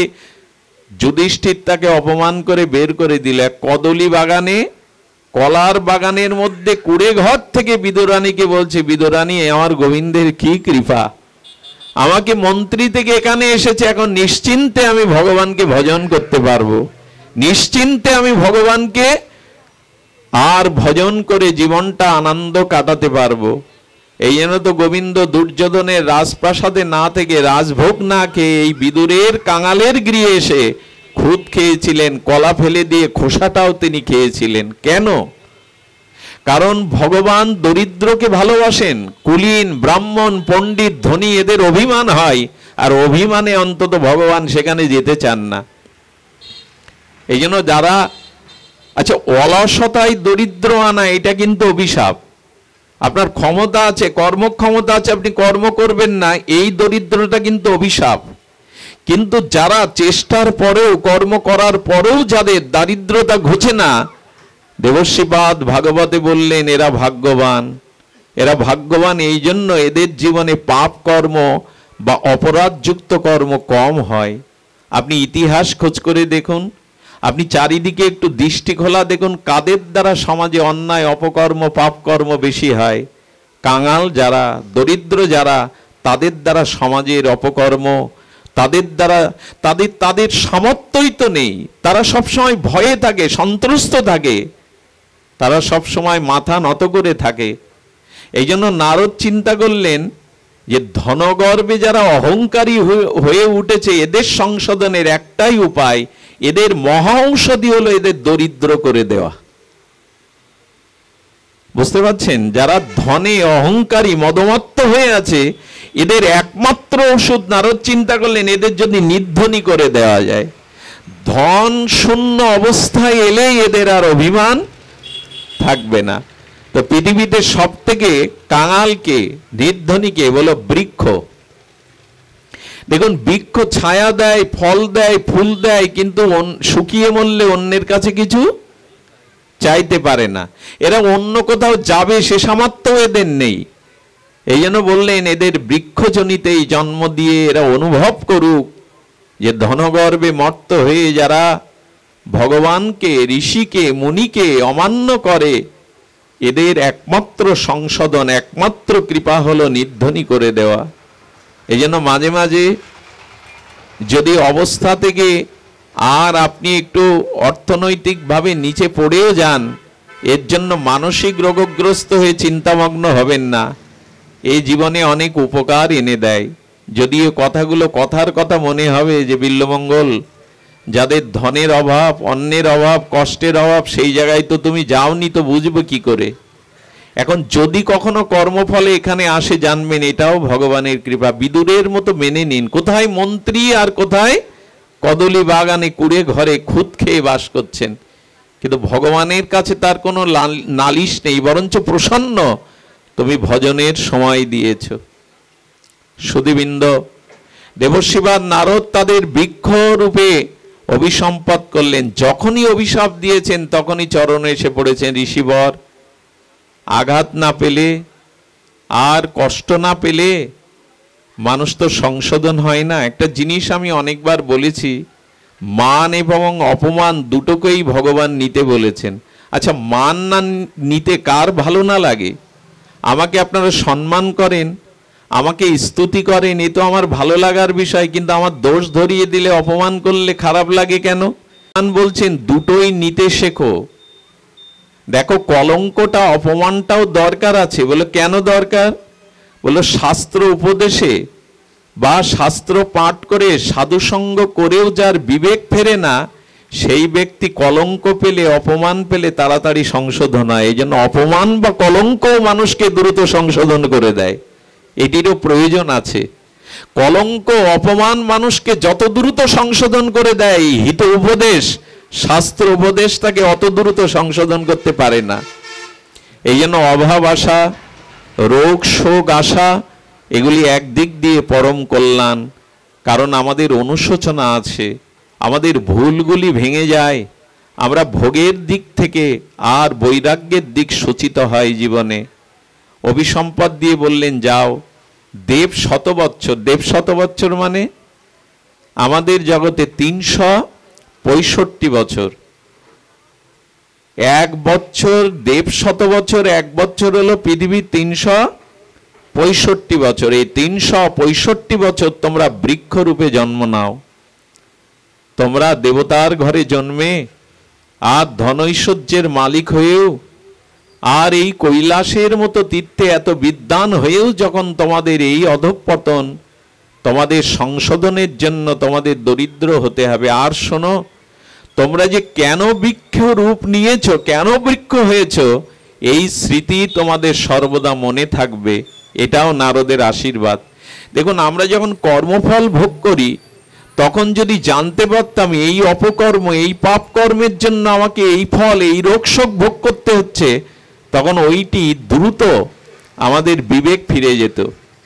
সুধীবৃন্দ, এই জন্য জীবনে যা ঘটে তার পেছনে কোনো কারণ আছে, এ জন্মের না হোক অনেক জন্মের কারণ লুকানো আছে, এগুলোকে মেনে নিন। ঋষির চরণে পড়ে বললেন আমাদের উদ্ধারের, আমাদের কল্যাণের চেষ্টা করুন। বললেন যাও, তোমাদের উদ্ধার হবে। তোমরা এই পৃথিবীর 365 বছর, দেব 1 বছরের জন্ম নিয়ে যাও ব্রজে। এই শ্রীধাম বৃন্দাবনে যমল অর্জুন বৃক্ষ হয়ে নন্দ মন্দিরের সম্মুখে তোমরা বসবাস করবে। শ্রী গোবিন্দ যখন দামবন্দর লীলায় আর সেই বাৎসল্য লীলাতে যেদিন মা যশোদা তাকে দাম বা রঞ্জু দিয়ে বন্ধন করবেন, সেই দিন তোমরা ভগবানের দর্শন কৃপা পেয়ে মুক্তি পাবে। যাও, তোমরা যশোদার মন্দিরে, নন্দ মন্দিরে দুটো বৃক্ষ হয়ে আর ওইখানে জন্ম নাও। দেখুন কি কৃপা! বৃক্ষ তো অন্য কোথাও হতে বলতে পারতেন, কারণ শ্রীধাম বৃন্দাবনের একটি লতা হওয়ার জন্য ভগবত উত্তম উদ্ধবাদী প্রার্থনা করেছেন। ব্রহ্মাদি একটি ধূলিকণা পাথর হওয়ার জন্য তপস্যা করেছেন। সেই বৃন্দাবনে নন্দ মন্দিরের সম্মুখে আর যমল অর্জুন বৃক্ষরূপে, এটা অভিশাপ নয়, এটা আশীর্বাদ। কারণ একটা জিনিস জেনে রাখুন, সাধু ব্যক্তি কখনো অন্যকে অভিশাপ করতে পারে না। সাধু যিনি ভগবত চরণ আশ্রয় করেছেন, শ্রী গুরু চরণ আশ্রয় করেছেন, তিনি অন্যকে কখনো অভিশাপ দিতে পারেন না। তিনি যেটুকু শাসন করেন তার মধ্যে কোনো কল্যাণ লুকিয়ে আছে। অভিশাপ দেওয়া সাধুর কাজ নয়। কারণ সাধু শুধু মন্দিরে ভগবানকে দেখে না, সকলের মধ্যেই ভগবানকে দেখে, সর্বজীবের মধ্যে ভগবানকে দেখে। তাই কাকে অভিসম্পদ করবে সে? কার সর্বনাশের প্রার্থনা করবে সে? সকলের মধ্যে ভগবান আছেন, সর্বজীবের প্রতি তার এই দৃষ্টি। হ্যাঁ, কেউ আপনার মনের মতো না হলে, কেউ আপনার বিপক্ষে চলে গেলে আপনি তার সঙ্গ করবেন না, তার পাশে যাবেন না, কিন্তু তার অমঙ্গল চাইবেন না, তাকে অভিশাপ দেবেন না, তার অকল্যাণের চিন্তা করবেন না। এতে আপনার চিত্তেও সাধুত্ব নষ্ট হয়ে যাবে। যাকে আপনি পছন্দ করছেন না তার সঙ্গ করবেন না। কারোর সাথে বিরোধ হলে, কেউ আপনার শত্রুতা করলে, বদনাম করলে তার সঙ্গ করার প্রয়োজন নয়, তার কাছে যাওয়ার প্রয়োজন নেই। কিন্তু কখনো তাকে অভিশাপ, তার ধ্বংস চাইবেন না। এতে নিজের সাধুত্ব চিত্তটা বিনষ্ট হয়ে যায়, এতে নিজের চিত্তের ভিতরে মলিনতা আসে। তাই অভিসম্পদ যেন আমরা না করি। দেবর্ষিপাদ তাদের অভিশাপ দিতে পারতেন, কিন্তু তাদের আশীর্বাদ দিলেন, সাপে বরের মতো হয়ে গেল। তারা দেবর্ষিকে প্রণাম করে এই 365 জাগতিক বছরের তুলনায় এই যমল অর্জুন বৃক্ষ হয়ে জন্মেছিলেন। এর পরেরটা আপনাদের জানা। এখানে 365 বছর তারা ওই বৃক্ষরূপে দেখেছিল আর তারা প্রার্থনা করেছিল, ভজন করেছিল যে দেবর্ষিপাদের চরণে এই অপরাধ করাতে ধনমধ্যে মর্ত হয়ে আমরা এই পরিণতি। ওই অনুশোচনায় একটা জিনিস আপনাদের বলি, দেখুন কলিযুগের মানুষ আসলেই পাপ মুক্ত হতে আমরা চাই না। ধ্যান দিয়ে শুনুন কথাটি, কলিযুগের মানুষ পাপ মুক্ত হতে চায় না। যদি বলেন কে চায় না, কারণ পাপেই তো পতন আসে, পাপেই তো ধ্বংস আছে। বলেন পাপ মুক্ত করার জন্য গঙ্গা এসেছিল পৃথিবীতে। গঙ্গাকে দর্শন করলে, গঙ্গায় স্নান করলে সমস্ত পাপ দূর হয়। এ কথা মিথ্যা না, এটা শাস্ত্রীয় তো কথা। বলি তা আমরা এত ডুব দিলাম, আমরা তো স্নান করলাম, আমাদের পাপ যায় না কেন? কিন্তু তার হেতু আছে। হেতু হলো শ্রী গঙ্গা পতিত পাবনী সদ্য পাতক নাশিনী, তার এই শক্তি আছে। কিন্তু আমাদের পাপ দূর হয় না কেন জানে? স্নান করলে। গঙ্গা স্নানে গিয়ে যদি গঙ্গার ধারে দাঁড়িয়ে আপনি এই প্রতিজ্ঞা করতে পারেন, হে মাতা, হে পতিত পাবনী, হে হরিশ চরণশ্চুতা, হে সদ্য পাতক নাশিনী গঙ্গা, ইতিপূর্বে আমি যে পাপ করেছি, আজ থেকে আমি তোমার সম্মুখে প্রতিজ্ঞা করছি পুনরায় সেই পাপ আমি আর কোনোদিন করব না। এইভাবে যদি আপনি পাপের না করার সংকল্প নিয়ে একবার ডুব দেন, তাহলে গঙ্গা মা সমস্ত পাপ আপনাকে জন্ম জন্মান্তরের পাপ নিয়ে নেবেন। কিন্তু যদি পুনরায় আবার যেটা সংকল্প করেছেন ওই পাপ আবার করেন, তাহলে ওই যে পাপগুলো গঙ্গা নিয়েছিল ওগুলোর সাথে আবার যুক্ত হয়ে যাবে। আমাদের দোষ হলো আমরা একবার সংকল্প করি, আবার সংকল্প ভেঙে ফেলি। এই ভাগবতে এসেও যদি আপনি পূর্ব পাপের অনুশোচনার দ্বারা প্রতিজ্ঞা করেন, সংকল্প করেন আর এই পাপ করব না, যদি সংকল্প করেন, তবে গঙ্গা স্নানে পাপ দূর হয় না কেন? লক্ষ লক্ষ মানুষ স্নান করছে। মাতা পার্বতী ভগবান শঙ্করকে বলছেন, হে ভগবান, যারা গঙ্গা স্নান করছেন আজকের এই যোগে তারা তো সবাই পাপ মুক্ত হবে। শিব ঠাকুর তখন এসে বলছে, গঙ্গা স্নান করে কজন? গঙ্গা স্নান সবাই করে না। বলে লক্ষ লক্ষ লোক যে ডুব দিচ্ছে, বলে এদের একটারও গঙ্গা স্নান হচ্ছে না। বলেন তাহলে একটু দেখান। বলে চলো, আমি অসুস্থ হয়ে সেজে বসছি, তুমি আমার পায়ের কাছে বসো। যে আসবে পথের মাঝখানে তাকে বলবে, তোমরা যদি কেউ নিষ্পাপ হয়ে থাকো তবে আমার স্বামীকে নিয়ে একটু স্নান করিয়ে দাও, কিন্তু তোমাদের যদি পাপ থাকে তাহলে আমার স্বামীকে ছুলে তোমরা মরে যাবে। এখন সেই ভোর থেকে ভগবান শঙ্কর অসুস্থ হয়ে পড়ে আছেন মাতা পার্বতী পায়ের কাছে। যে এসে বলে, মাতো আপনি স্বামীকে নিয়ে এইভাবে রাস্তার মধ্যে পড়ে আছেন, বললেন অসুস্থ স্বামী একটু গঙ্গা স্নান করবে। বললো ঠিক আছে, আমরা ধরে নিয়ে করে দিচ্ছি, পথ তো ছাড়ো।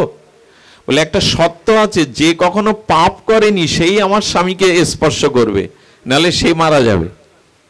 কেউ আর ছই থাকে।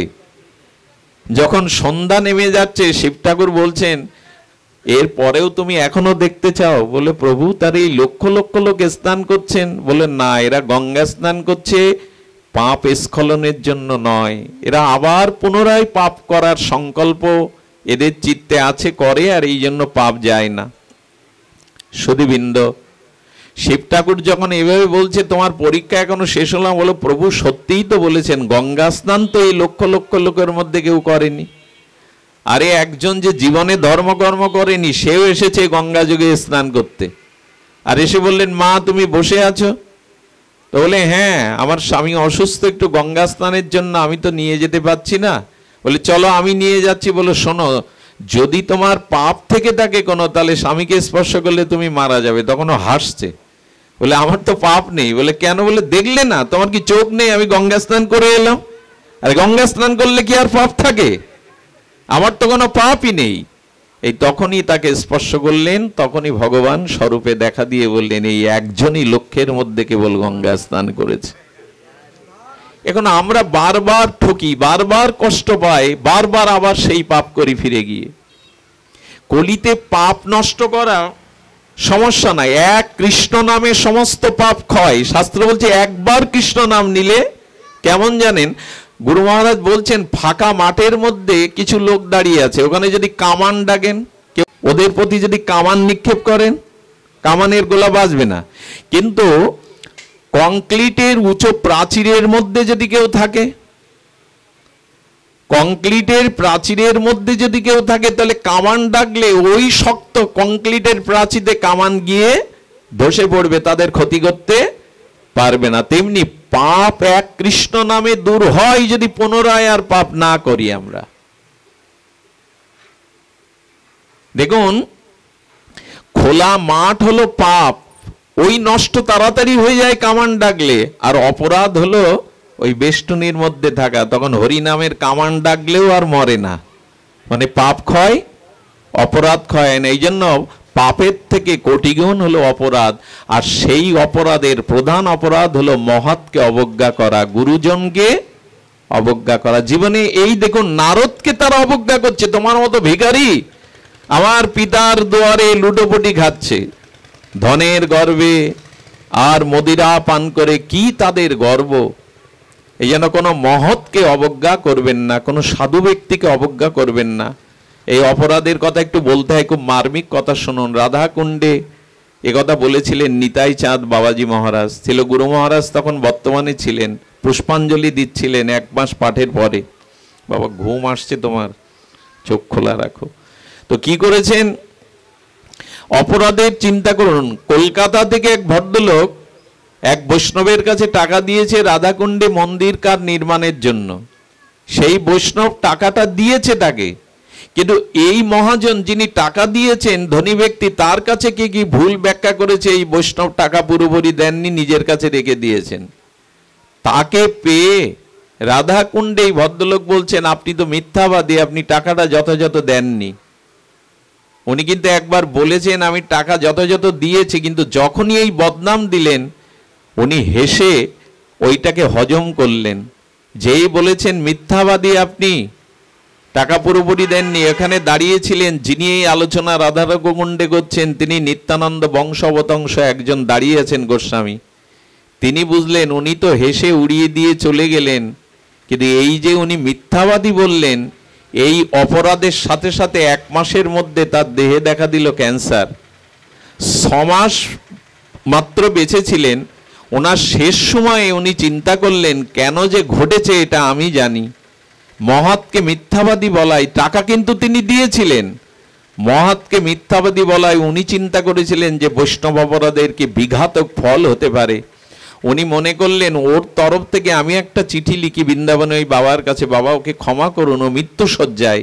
কিন্তু যেই দিন চিঠির সংকল্প করবেন লিখবেন, ওই দিন দুপুরে উনি মারা যান। উনি বলছেন প্রত্যক্ষ এই হলো মহৎ অপরাধের ফল।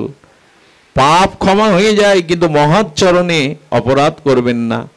শুদ্ধ মহৎ চরণে অপরাধের, আমাদের গোবর্ধনে এক রাধাকুণ্ডের বাবাজি পাঠ করতে গেছেন, পাঠ করে ওখানে উনি প্রসাদ না নিয়ে ফিরে এসেছেন, তাদের ঠিকভাবে বলে আসেননি।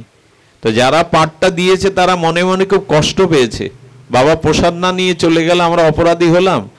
ওই দিন থেকে ওনার ভজন সাধন নষ্ট হতে লাগলো, ওনার লীলা স্মৃতি আসছে না, রাধারানীর চরণ চিন্তা আর মনে মনে আসছে না।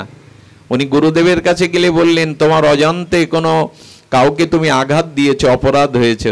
উনি তখন চিন্তা করলেন প্রসাদ না নিয়ে আসাই ওরা হয়তো কষ্ট পেয়েছে। উনি গিয়ে সাষ্টাঙ্গে তাদের চরণ ধরে লুটিয়ে পড়লেন, ক্ষমা করো আমায়, আমার ভজন স্ফূর্তি আসছে না, আমার লীলা স্মরণ আসছে না। যেই তারা বললেন হ্যাঁ ব্যথা একটু পেয়েছিলাম, আপনাকে প্রসাদ দিতে পারিনি, ওই দিন থেকেই তার আবার ভজন নূতন নিয়মে নূতন আগ্রহে সৃষ্টি হলো। এগুলো কেন বলছি, অপরাধ থেকে দূরে থাকুন। পাপ এটা ক্ষমা হয়, কিন্তু অপরাধ কিন্তু ক্ষমা হয় না, অপরাধ বিঘাতক। এটি আপনার ভজন সাধনকেই নষ্ট করে দেবে, আয়ু শ্রী ধর্ম সমস্ত মঙ্গল বিনষ্ট করবে। কিন্তু আজকের দিনে তো আমরা ওটাই বেশি করি। আমাদের জিহ্বায় রস আসে না যদি আমরা মহৎ নিন্দা না করি। মদ্য মাতালেরও কখনো উদ্ধার হবে, কিন্তু সাধু নিন্দা মহৎ নিন্দাকারীর কোনো উদ্ধার নেই। দয়া করে নিন্দা করে লাভটা কি আমার, সমালোচনা করে লাভটা কি আমার? এই এরা অনুষ্ঠান করছে, নগর কীর্তন করে, মানুষ এত টাকা দেয়, টাকা নিশ্চয় এরা রেখে দেয়। এটা বলার মানে আপনারা যে বলেন আমি কিন্তু তা বলছি না, আমি একটা দৃষ্টান্ত দিচ্ছি, এরকম ভাবা উচিত নয়। আরে জগতে কে কি করছে তা আমি কি সমাধান করব? ব্রহ্মা পর্যন্ত সমাধান না করতে পেরে ক্ষীরোদসাগরের তীরে ভগবানকে ডাকছে, তোমার জগৎ তুমি সৃষ্টি করেছো, তুমি রক্ষা। ব্রহ্মা যদি কিছু উপায় না করতে পারে, আপনি আমি মাথা ঘামিয়ে কি করব? কে কি করছে? যে করছে তার কর্মফল সে ভোগ করবে। আপনি কেন নিন্দা করতে যাচ্ছেন? আপনি কেন সাধু নিন্দা বৈষ্ণব নিন্দা করতে যাচ্ছেন? বলে কেউ যদি এরকম কাজ করে আমি বলবো না, বলে কি তুমি তার সংশোধন করতে পারবে? তোমার কথাই সে সংশোধন হবে না। তাই পারতপক্ষে দেবশ্রীবাদ নারদের মতো মহতের কৃপা যেদিন হবে, সদ্গুরুর কৃপা হবে, সেদিন এই অপরাধ থেকে আমরা বাঁচতে পারবো। ছোট ছোট কথা, কিন্তু এর গভীরতা অনেক। আমরা যেন বৈষ্ণব অপরাধ, মহৎ অপরাধে অপরাধী না হই। সুধীবৃন্দ, বেশি সময় নেওয়ার অধিকার নেই, তবু অনেক দূর দূরান্ত থেকে এসেছেন। 365 বছর জাগতিক বছরে আর ভজন করতে করতে করতে করতে সেই দাপরের অন্তভাগে শ্রী গোবিন্দ যশোদা মন্দিরে এলেন। আপনারা জানেন ভগবান কিন্তু বাৎসল্য শিশুরূপ নাই ভগবানের। ভগবান নিত্য কিশোর, নিত্য গোলকে তিনি নিত্য কিশোর। কিন্তু শিশুরূপ কেন নিলেন? শিশুরূপ নিলেন এই জন্য যে ভক্ত যেরূপ রূপে ভগবানকে চায়, ভক্তি ভাবনায় ভক্তের ভক্তি হৃদয়ে ভগবান সেই রূপে তার কাছে ধরা দেন। যশোদানন্দ বাবা ব্রজবাসীরা চেয়েছিল তাকে পুত্র রূপে পেতে, তাই তিনি পুত্র রূপে এসেছেন। আর এই ব্রজবাসীদের যে প্রীতি, এই যে নিয়ম সেবা, কেন নিয়ম সেবা? এই ব্রজপ্রেম, নিয়ম সেবা আমাদের ব্রজ প্রীতি, ব্রজ অনুরাগ জাগিয়ে দেয়, জানিয়ে দেয়। এটা ব্রজলীলার একটি অংশ, একটি ব্রজ, একটি লীলা। ব্রজলীলাটা কেমন দেখুন। গোবিন্দকে সকালবেলা দেখবে বলে আর ব্রজবাসীরা সকাল সকাল কি করত? একটা ঝুড়ি নিত, সব অজুহাত, শুধু গোবিন্দের মুখখানা দেখবে, গোপালের মুখখানা দেখবে, একেই বলে তো অনুরাগ। একটা ঝুড়ি নিয়ে এসে যশোদাকে ইনিয়ে বিনিয়ে বলছেন, যশোদে আমাদের কিছু গোময় গোবরের প্রয়োজন। যশোদা হেসে বলছে, গোবর নেওয়ার জন্য অনুমতি নেওয়া লাগে? আরে আমার নবলক্ষ ধেনু, যত পারো গোবর নিয়ে যাও। গোপিকা গোবর তুলছে, তুলে ঝুড়িটা তুলতে পারে কিন্তু তুলছে না। কেন জানেন? যার জন্য গোবর নিতে আসার অজুহাত করা সেই গোপালকে তো দেখলাম না। গোপাল তখন ঘুম থেকে ওঠেনি। গোপাল, আচ্ছা গোপাল কি জানে না গোপী কি জন্য এসছে? গোপাল কি জানে না কি জন্য এসছে? গোপাল জানে, এই জন্য ঘুম থেকে আড়ামোড়া খেয়ে উঠে আর গোপীর সামনে এসে কোমরে হাত দিয়ে দাঁড়িয়ে আছেন। সেই অপরূপ শ্রী গোবিন্দের বাৎসল্য প্রেমময় বদন, তার সেই নির্মল ও উজ্জ্বল কান্তি, আর তিনি কোমরে হাত দিয়ে বলছেন, গোপী। দেখুন, গোপীর মনোভাবনা পূরণের জন্য গোবিন্দ সামনে এসে উপস্থিত হয়েছে। বলছে, গোপী এখানে দাঁড়িয়ে? বলে, হ্যাঁ দেখো এই গোবরের ঝুড়িটা আমি তুলতে পারছি না, তুমি যদি একটু তুলে দিতে।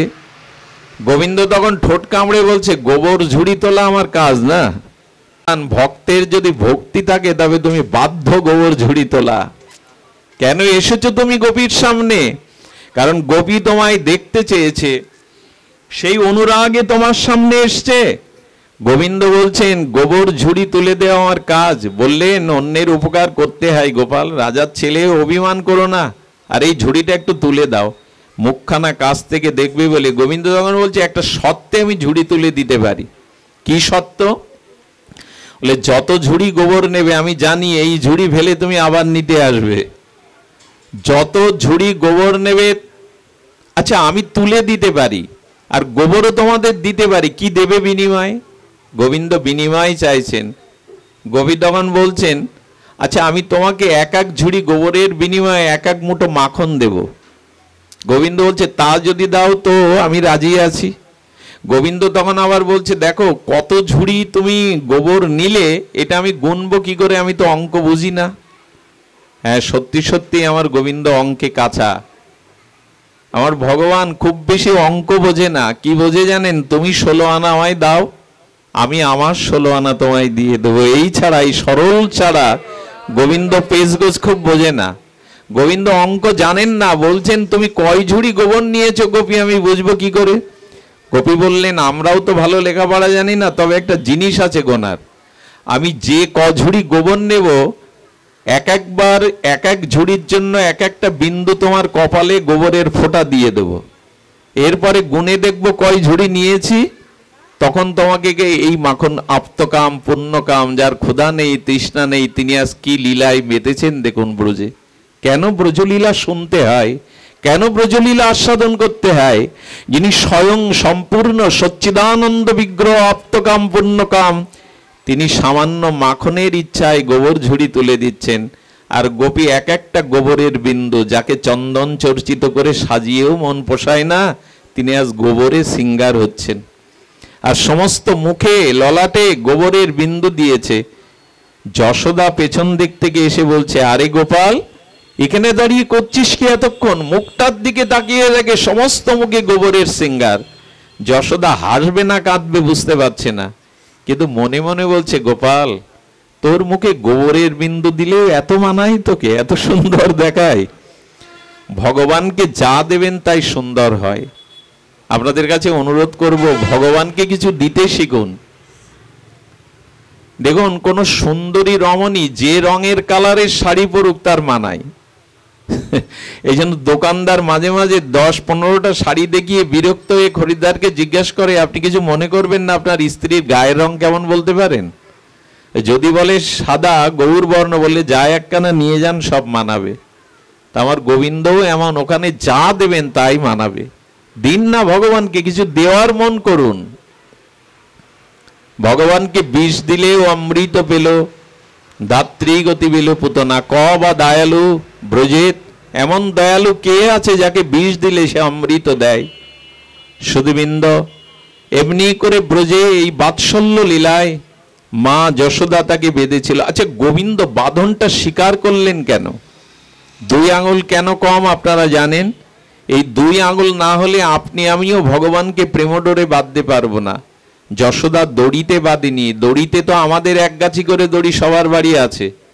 আপনি দড়ি দিয়ে গোবিন্দকে বাঁধতে পারবেন? ওটা দড়ি নাই। নমস্ত হস্ত দামনে, অর্থাৎ সুখদেব প্রণাম করে, সত্যব্রত মুনি ওই দড়িকে প্রণাম করেছে। দড়িকে মুনি প্রণাম করে, ওটা দড়ি না, ওটা প্রেম।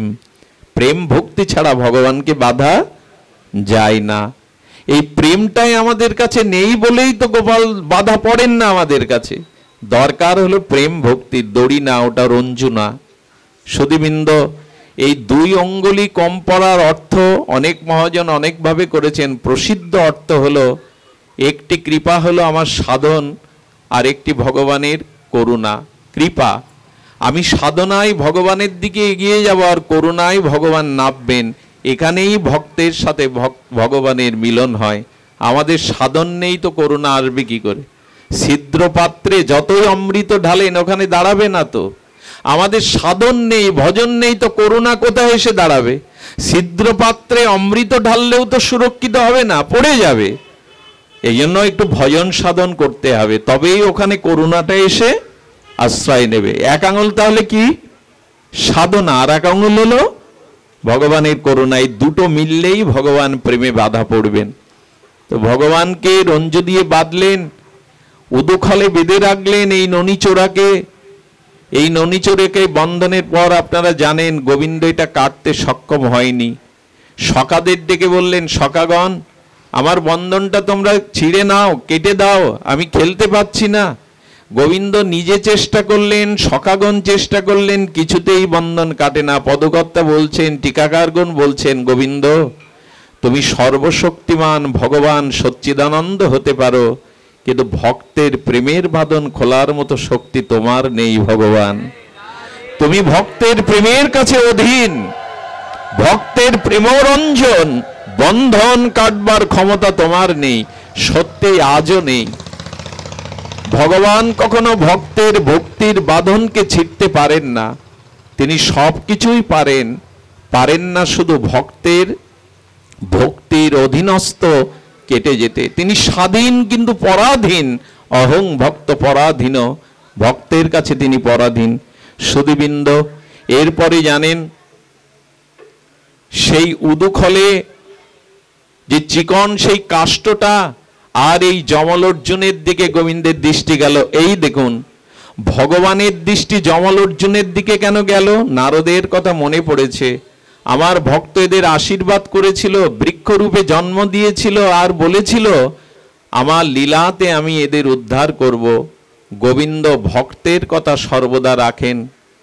তিনি তার প্রতিজ্ঞাও বহুবার ভঙ্গ করেছেন ভক্তের প্রতিজ্ঞা রক্ষার জন্য। এই জন্য কোনো ভক্ত যদি আপনার প্রতি আশীর্বাদ করে দেয়, সেই আশীর্বাদ পূরণের জন্য ভগবান চেষ্টা করেন। সদ্গুরুদেব কোনো ভক্ত যদি আপনাকে আশীর্বাদ করে, ওই আশীর্বাদ পূরণের জন্য ভগবান চেষ্টা করেন, এই তার প্রমাণ। নারদ বলেছিল ভগবান তার লীলাতে তোমাদের উদ্ধার করবে। আজ গোবিন্দের দৃষ্টি গেল, সেই উদুখলে রঞ্জুতে বেঁধে ভগবান টান দিচ্ছেন, তবু দড়ি কাটছে না, বললো কাটতে পারবে না। এখন দুটো বাঁধন আপনারা কাটতে চেষ্টা করলেও পারবেন না। এক ভক্তি, ভক্তের প্রেমের ডোরে ভগবানকে বাঁধলে এটা ভগবান কাটতে পারে না, আর পিতামাতার স্নেহের আশীর্বাদের বাঁধন কোনো সন্তান আজ পর্যন্ত কাটতে পারেনি, পারবেও না। তাই দয়া করে পিতামাতা ঋণ শোধ করার চেষ্টা করবেন না। অনেক তো করেছি তোমার জন্য, আর কি করব। এই কথা কখনো বলবেন না যে তুমি আমার জন্য কি করেছো, বাবা আমাদের জন্য কি করে গেছে, মা আমাদের জন্য কি করেছে। খবরদার। কারণ যে শরীরটা আপনি নিয়েই কথা বলছেন, এই শরীরটা তাদের দেওয়া। আজ আমরা যেটুকু ধর্মকর্ম করতে পারছি, এই হরিকথা শুনতে পাচ্ছি, শরীর না পেলে কি করতে পারতাম। এই শরীরটার দান তাদের। মাই হলো প্রথম গুরু। মা শিখিয়েছে, কাকাবাবু ওনার সাথে এমন করে কথা বলতে নেই, ওনার জুতোটা পায়ে দিতে নেই। এইসব শিক্ষাগুলো কে দিল জন্মের পরে? মাই দিয়েছে। এই জন্য যে মা ভক্তি এবং ভজনের পথে, সে মার সন্তান উচ্ছন্নে যেতে পারে না, নষ্ট হয়ে যেতে পারে না। কারণ ভজনশীলা মা, ভক্তিমতী মা, ওই জন্মের পর থেকেই তার দুধটা, স্তনের দুধ খাওয়াতে গিয়েও তিনি হরিনাম করে খাওয়ান। ওই দুধটা তার ভেতরে গিয়ে প্রসাদ হয়ে যায়, শুভচিন্তার কারণ হয়ে যায়। এই জন্য একটা ভালো মা দরকার। ভালো সন্তানের জন্য আগে মায়ের ভজনশীল হওয়া দরকার। সন্তানকে হরিনাম করতে করতে যারা দুগ্ধ পান করায়, ওই দুগ্ধ সন্তানের মধ্যে দিয়ে ভক্তি সঞ্চারিত করে। ওই যে মঙ্গল আরতি করে, সন্ধ্যা আরতি করে জলসংকেত জল সন্তানের মাথায় দিলে 10,000 গাভী দান করলে যে পুণ্য হয়, সেই পুণ্য সন্তানের মাথায় আসে। মহা পাপ হতে মুক্ত হয়ে যায়। এগুলো করে মায়েরা। ভগবানকে প্রতিদিন প্রণাম করানো, সন্ধ্যাবেলায় ভগবানের কাছে প্রণাম করে পড়তে বসা, এই শিক্ষাগুলো যদি মা দেয়, মাই তো আদিগুরু। তাই পিতামাতার বাঁধন কেউ ছিটতে চেষ্টা করবেন না। পিতামাতা ঋণ কেউ, তোমাকে টিভি কিনে দিয়েছি, বড় খাট দিয়েছি, 3 বেলা খাওয়ার অভাব রাখিনি, তা এমন করো কেন, এইসব কথা তুলবেন না। পিতামাতা ঋণ কোটি জন্মেও শোধের বন্ধন কাটবার ক্ষমতা আজও পর্যন্ত কোনো আরে ভগবানের হয়নি তো আপনার আমার। ভগবানও তাদের এই ঋণ শোধ করতে পারেনি জগৎ লীলাতে এসে। পিতামাতা ঋণ শোধ করতে চাইবেন না, বরঞ্চ আরো ঋণে জড়িয়ে পড়বেন। এই যমলোচন বৃক্ষকে গোবিন্দ উৎপাটিত করলেন, আর বজ্রপাতের মতো চারিদিকে ঝঞ্ঝাবাদের মতো যেন সোন ব্রজমণ্ডল কাঁপিয়ে আর এই দুটি বৃক্ষ উৎপাটন হলো। সখাগণ দূরে দাঁড়িয়ে দেখছে, বৃক্ষ থেকে শত কোটি চন্দ্রপ্রভা, শত সূর্যের জ্যোতি কিরণ প্রভাময় দুটো শরীরে ভগবানকে বন্দনা করতে শুরু করলো। তাদের জ্যোতি, তাদের দিব্যতা যেন ঠিকরে আলোর শতকোটি সূর্যের মতো তেজদীপ্ত। ভজন করলে তাদের ভিতরে একটা জ্যোতি দেখা দেয়। যারা নিরপরাধে ভজন করে, তাদের ভিতরে একটা জ্যোতি দেখা দেয়, একটা প্রভা দেখা দেয়, তাদের সাত্বিকতা প্রকাশ হয়। সুধীবৃন্দ যখন স্তুতি করছেন, এই স্তুতিটা বলেই আমি পাঠ বিশ্রাম করব। স্তুতিটা বড় মার্মিক স্তুতি। এই স্তুতিটা নিশ্চয়ই আপনাদের শুনতে হবে একটু মন দিয়ে। কারণ আজকের এই যে তথা প্রেম ভক্তি সকাং যে প্রযচ্ছ, এই যে প্রেম ভক্তি পেয়ে গেল কেন, আর প্রেম ভক্তি পেলে তার লক্ষণ কি হয়, সেইটি এখানে বলছেন। যখন স্তব করছে, তাদের স্তবের ভাষা আপনারা বহুবার শুনেছেন, বাণী গুণানুকথনে। তারা কি প্রার্থনা করছে ভগবানের কাছে হাত জোড় করে? নলকবর মণিগ্রীব সেই তেজদীপ্ত পুঞ্জময় দিব্য শরীরে তারা প্রার্থনা করছে, বাণী গুণানু কথনে শ্রবণ কথায়াং হস্তৌচ কর্মসু মনস্তব পাদ জনা। কি অপূর্ব! শ্রিতাং শিরস্তব নিবাস জগৎ প্রণামে দৃষ্টি শতাং দর্শনেতাং ভবন উত্তমম। ভাগবতের এই বিখ্যাত শ্লোকের আমরা একটু অর্থ জেনেই আমরা আজকের মতো পাঠ বিশ্রাম করব। অর্থটি বড় মার্মিক। আমি আশা করছি, প্রার্থনা করছি, অনুরোধ করছি হৃদয় দিয়ে, ধ্যান দিয়ে এই প্রার্থনাটি শোনার জন্য। বলেন, হে ভগবান, আপনার চরণে এই নিবেদন, দেবশ্রীপাদের কৃপায় যখন আপনার দর্শন পেলাম, তখন আমাদের এই বরদিন, এই আশীর্বাদ দিন, আমাদের আজ থেকে আমাদের মুখের বাণী বা শব্দ যেন আপনার গুণাগুণ করে, অন্য আন কথা, সংসার কথা যেন না বলে।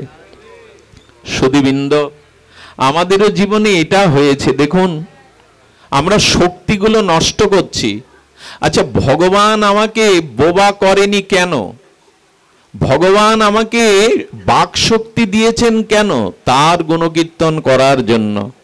সুধীবৃন্দ, অনেক জন্ম পেয়েছি, আর সেই জন্মে জিহ্বা পেয়েছি।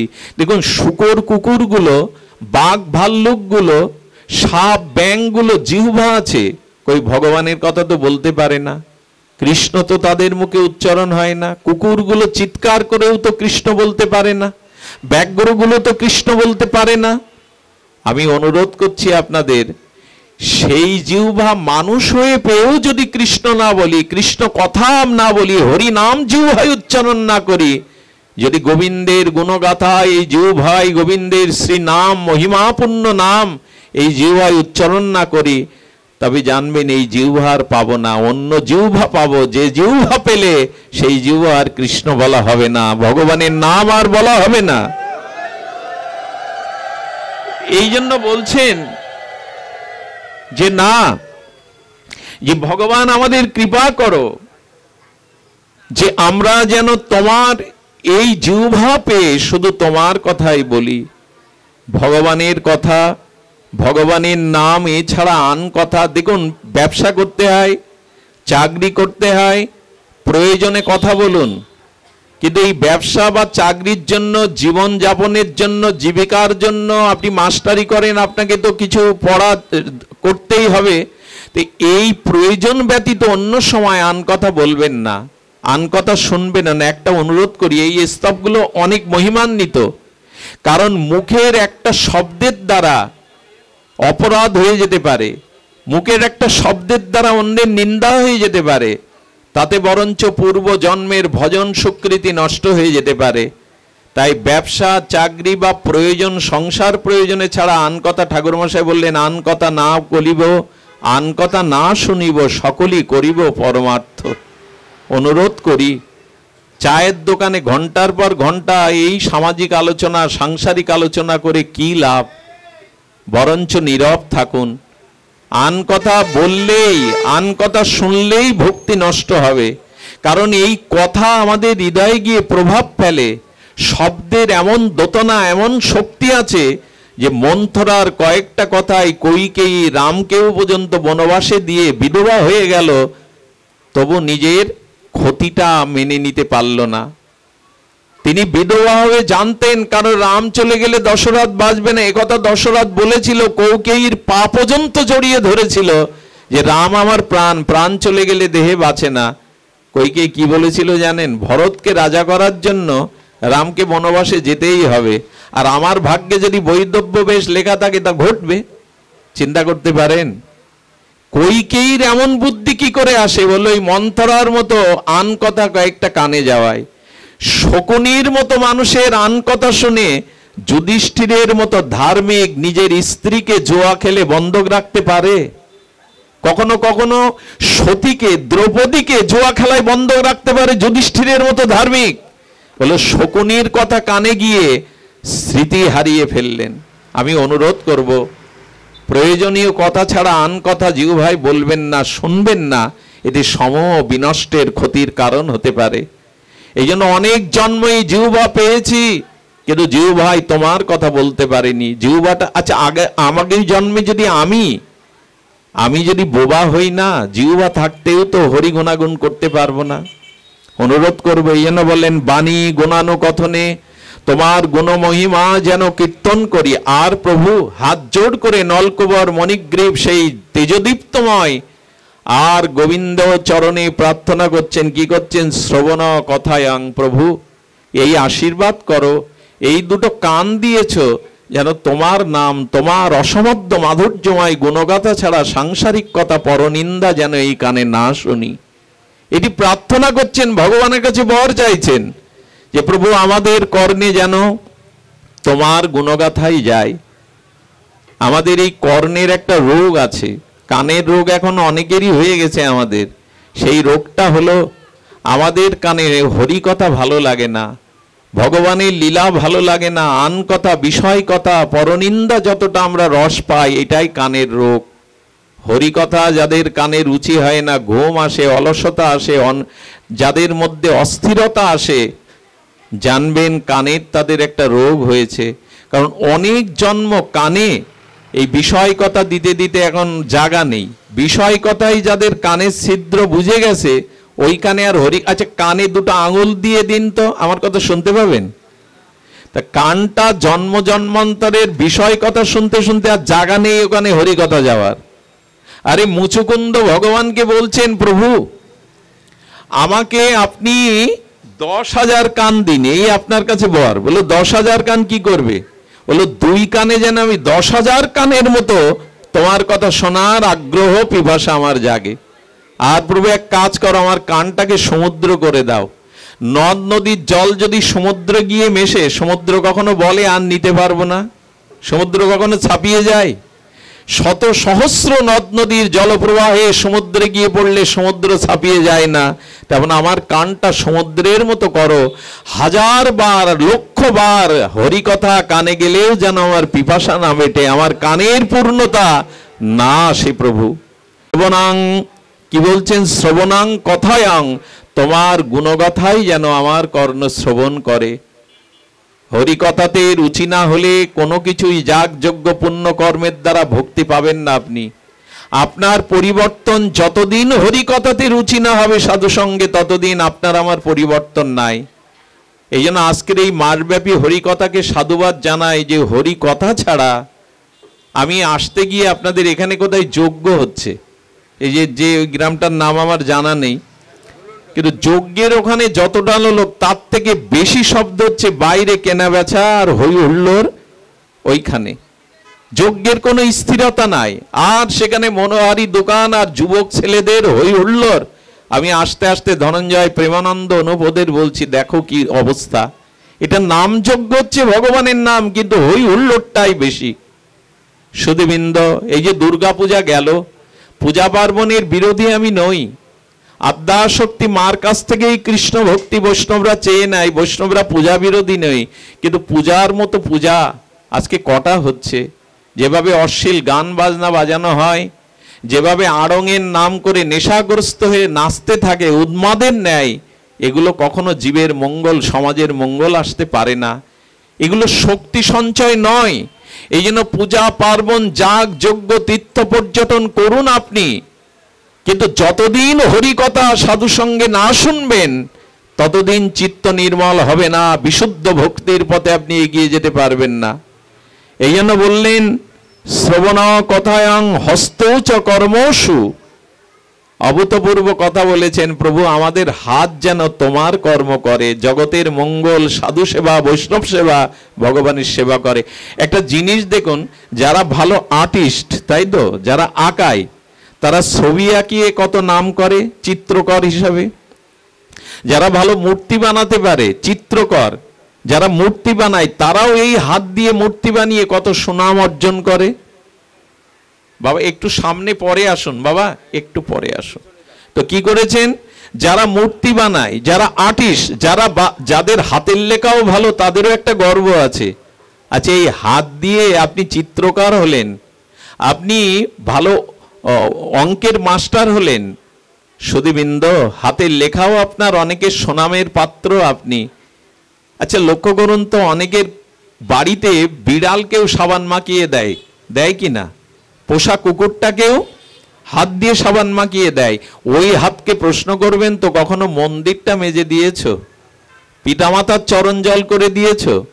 কখনো যে হাত দিয়ে এত ছবি এঁকে নাম করছো, যে হাত দিয়ে বাজনা বাজিয়ে, যে ভালো খোল বাজাতে পারে, তবলা বাজাতে পারে, সে মিউজিক বাজাতে পারে, তার কত শোনা হয় না? এই হাত দিয়ে তবলা বাজালে, চিত্রকরের মতো ছবি আঁকলে, কত মূর্তি করে শিল্পীর নাম আনলে, ভাস্কর হলে, কিন্তু এই হাত দিয়ে গোবিন্দ চরণে একটা ফুল তুলসী দিয়ে দিয়েছো? এই চরণে কখনো শ্রী গুরুদেবের চরণ জল করেছো? এই হাত দিয়ে কখনো সমাজের মঙ্গলময় কাজ করেছো?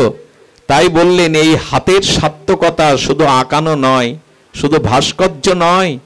এই হাত দিয়ে আমরা কত কর্মই করি, কিন্তু কই ভগবানের জন্য দুটো তুলসী তোলা, ফুল তোলা, একটু চন্দন দিয়ে গুরু গোবিন্দের চরণে, ভগবানের চরণে এই ফুল পুষ্প দেয়া, এটা আমাদের ভাগ্যে হলো না। অনেক হাত আমার মতো অনেকে আছে যারা আজও ভগবানের অর্চনের জন্য ঠাকুর ঘরে প্রবেশ করে না। আমি অনুরোধ করছি, এই নলকূপের মণিগ্রীব তারা 365 বছর তপসাধনায়, অনুশোচনায় দগ্ধ হতে হতে যে জ্ঞান লাভ করেছে ভজনের দ্বারা, তাতে এই প্রার্থনা করছেন হস্তৌচ কর্মসু, যেন এই হাত দিয়ে তোমার কর্ম করতে পারি, ভগবত কর্ম করতে পারি। আর কি বলেছেন? আহা মনস্তব পদায়না। আমি হয়তো সময় বেশি নিয়ে ফেলছি, কিন্তু অনেকদিন পর আপনাদের কাছে আসা, আর হরিকথাতে অসুস্থ হলেও, জ্বর মাথা যন্ত্রণা তো আছেই, একটা অসুস্থতা এলেও তবু হরিকথাতে যেন দিব্যি সুস্থ হয়ে যায়। এটা আপনাদেরই মহিমা, হরিকথার মহিমা। এই জন্য লোভ সংবরণ না করতে পেরে আমরা একটু এগিয়ে যাই। বললেন আমার মন, এই কথাটি বড় আমাদের খুব কাজের কথা। দেখুন আমাদের মন 24 ঘন্টায় কি ভাবে, ঘুমিয়ে পড়লে স্বপ্নেতে মন কি দেখে? আপনাদের কি হয় জানি না, আপনারা রাধা মাধবের লীলা দেখেন, ব্রজধাম দেখেন, যমুনা গঙ্গা দেখেন, আমার তো ভালো কিছু মনে আসে না। এই জন্য ওরাই বলছে প্রভু আমার এই মন বড় ফাঁকিবাজ, অনেক জন্ম এই মন আমি তোমাকে দেইনি। বাবা এখন না, বসো, এখন বসো। এই মন আমি তোমাকে দেইনি। এই মন সংসারে গেছে, স্ত্রীতে গেছে, পুত্রতে গেছে, রূপ যৌবনে গেছে, ভোগ বিলাসে গেছে। এই মন তোমার দিকে দিতে পারিনি। খুব ধ্যান দিয়ে শুনুন, আমাদের মনের গতি প্রকৃতি ভগবত গোবিন্দ যদিও বলেছেন মন মানা ভব, মনটা আমায় দাও, কিন্তু মন তো তোমার দিকে যেতে চায় না। মন কত কুকাজে যায়, কত অকাজে যায়, মন কত জায়গায় যায়, তোমার চরণে যেতে চায় না। আর এই মন তার আসনে মন্দ চিন্তাগুলোকে আসনে বসিয়ে রেখেছে, আর তোমার চিন্তাগুলিকে মনে হারিয়ে ফেলেছি আমরা। কিছু মনে নেবেন না। দেখুন মনের সিংহাসন আছে, এই মনোরাজ্যের সিংহাসনে আমরা কামনা বাসনা কত স্মৃতিকে তুলে রেখেছি রাজ সিংহাসনের মতো করে, কই ওখানে ভগবানের স্মরণটা তো রাখিনি। ভগবানের চরণ, ভগবানের দিব্য রূপ ও মাধুর্য এটা তো রাখিনি। তাই অনুরোধ করছে প্রভু আমাদের মন যেন সর্বদা তোমাকে স্মরণ করে, আমাদের মন যেন তোমার অপরূপ রূপ, তোমার লীলা, তোমার মাধুর্য, এই জন্য শূন্য থাকবেন না। মনে ভগবানের নাম না হলে ভগবানের লীলা, ভগবানের রূপকে রেখে দিন। যখনই অন্য ভাবনা আসতে পারে আসবে, তাকে বিচার দিয়ে বিবেক দিয়ে তাড়িয়ে দিয়ে ওখানে ভগবানের চিন্তাকে রাখেন। একদিনে হবে না, এক জন্মেও হবে না, তবে ধীরে ধীরে অভ্যাস করতে হবে যেন মন অন্য চিন্তা না করে। আমাদের মন বড় দুষ্ট। যারা পুরী ধামে গেছেন, যারা লীলাচলে গেছেন, পুরীর মন্দিরের গায়ে অনেক অশ্লীল দৃশ্য আঁকানো আছে, যেগুলো দেখলে আপনি সহ্য করতে পারবেন না। আরে ওই জন্য তো বলছেন ওইখানে এগুলো আঁকানো কেন? কারণ গেলেই মন ওই দিকে যেন আবিষ্ট না হয়। পৃথিবীতে এগুলো থাকতে পারে, কিন্তু তোমার মন যেন মন্দিরের ভিতরে জগন্নাথকেই দেখে, অন্য কিছু না দেখে। জগতে এগুলি আছে। একজন প্রশ্ন করছে, আচ্ছা ওগুলো ঢেকে দিলে কি হয়? এই অশ্লীল দৃশ্যগুলো এগুলো ঢেকে দিলে কি হয়? বলো ঢেকে দিলে আরো বিপদ। কোনো জিনিস যদি ঢেকে দেওয়া হয় তার প্রতি কৌতূহল বাড়ে মানুষের। কৌতূহল মানে তখন গিয়ে বলবে, আসলে তখন ওই দৃশ্যগুলোই যেগুলো চিন্তা হতো, আর যখন ঢেকে দেওয়া হয় তখন কল্পনা করতে করতে ওর থেকে বেশি দৃশ্য মনের মধ্যে চলে আসবে। এই জন্য বলে না, জগৎ কামময়, জগতে এরকম অসঙ্গতি, কুদৃশ্য, কুভাবনা থাকতে পারে, কিন্তু তুমি জগন্নাথকে দেখো। মন্দিরে শিরস্তব জগত প্রণামে। সুধীবৃন্দ, এর প্রত্যেকটি কথা এত এত শিক্ষণীয় আমাদের। বললেন আমাদের মস্তক শ্রুতাং শিরস্তব, আমাদের মস্তক যেন প্রভু সমস্ত জগতে তোমারই এই অবদান। তুমি আকাশে, তুমি সমুদ্রের নীলাভ সৌন্দর্যে, তুমি তারকা খচিত আর তারকারাজিতে, তুমি পুষ্পের গন্ধে, তুমি শিশুর মুখের হাসির মধ্যে, তুমি বিগ্রহ রূপে, নাম রূপে, শাস্ত্র রূপে, ধাম রূপে, তুমি অনন্ত বিশ্বে ছড়িয়ে আছো সৌন্দর্য রূপে। প্রভু তোমাকে সবখানে দেখে যেন আমাদের মাথাটা নত হয়। জগত, হ্যাঁ, জগত প্রণাম নিবাসী, যেন সকলকে দেখে তোমাকেই দেখি, সবার মধ্যে তোমাকে দেখে মাথাটা নত হয়। আচ্ছা, মাথা আমার নত হয় না কেন জানেন? মাথায় যদি কোনো বোঝা থাকে তো সহজে মানুষ মাথা নত করতে চায়।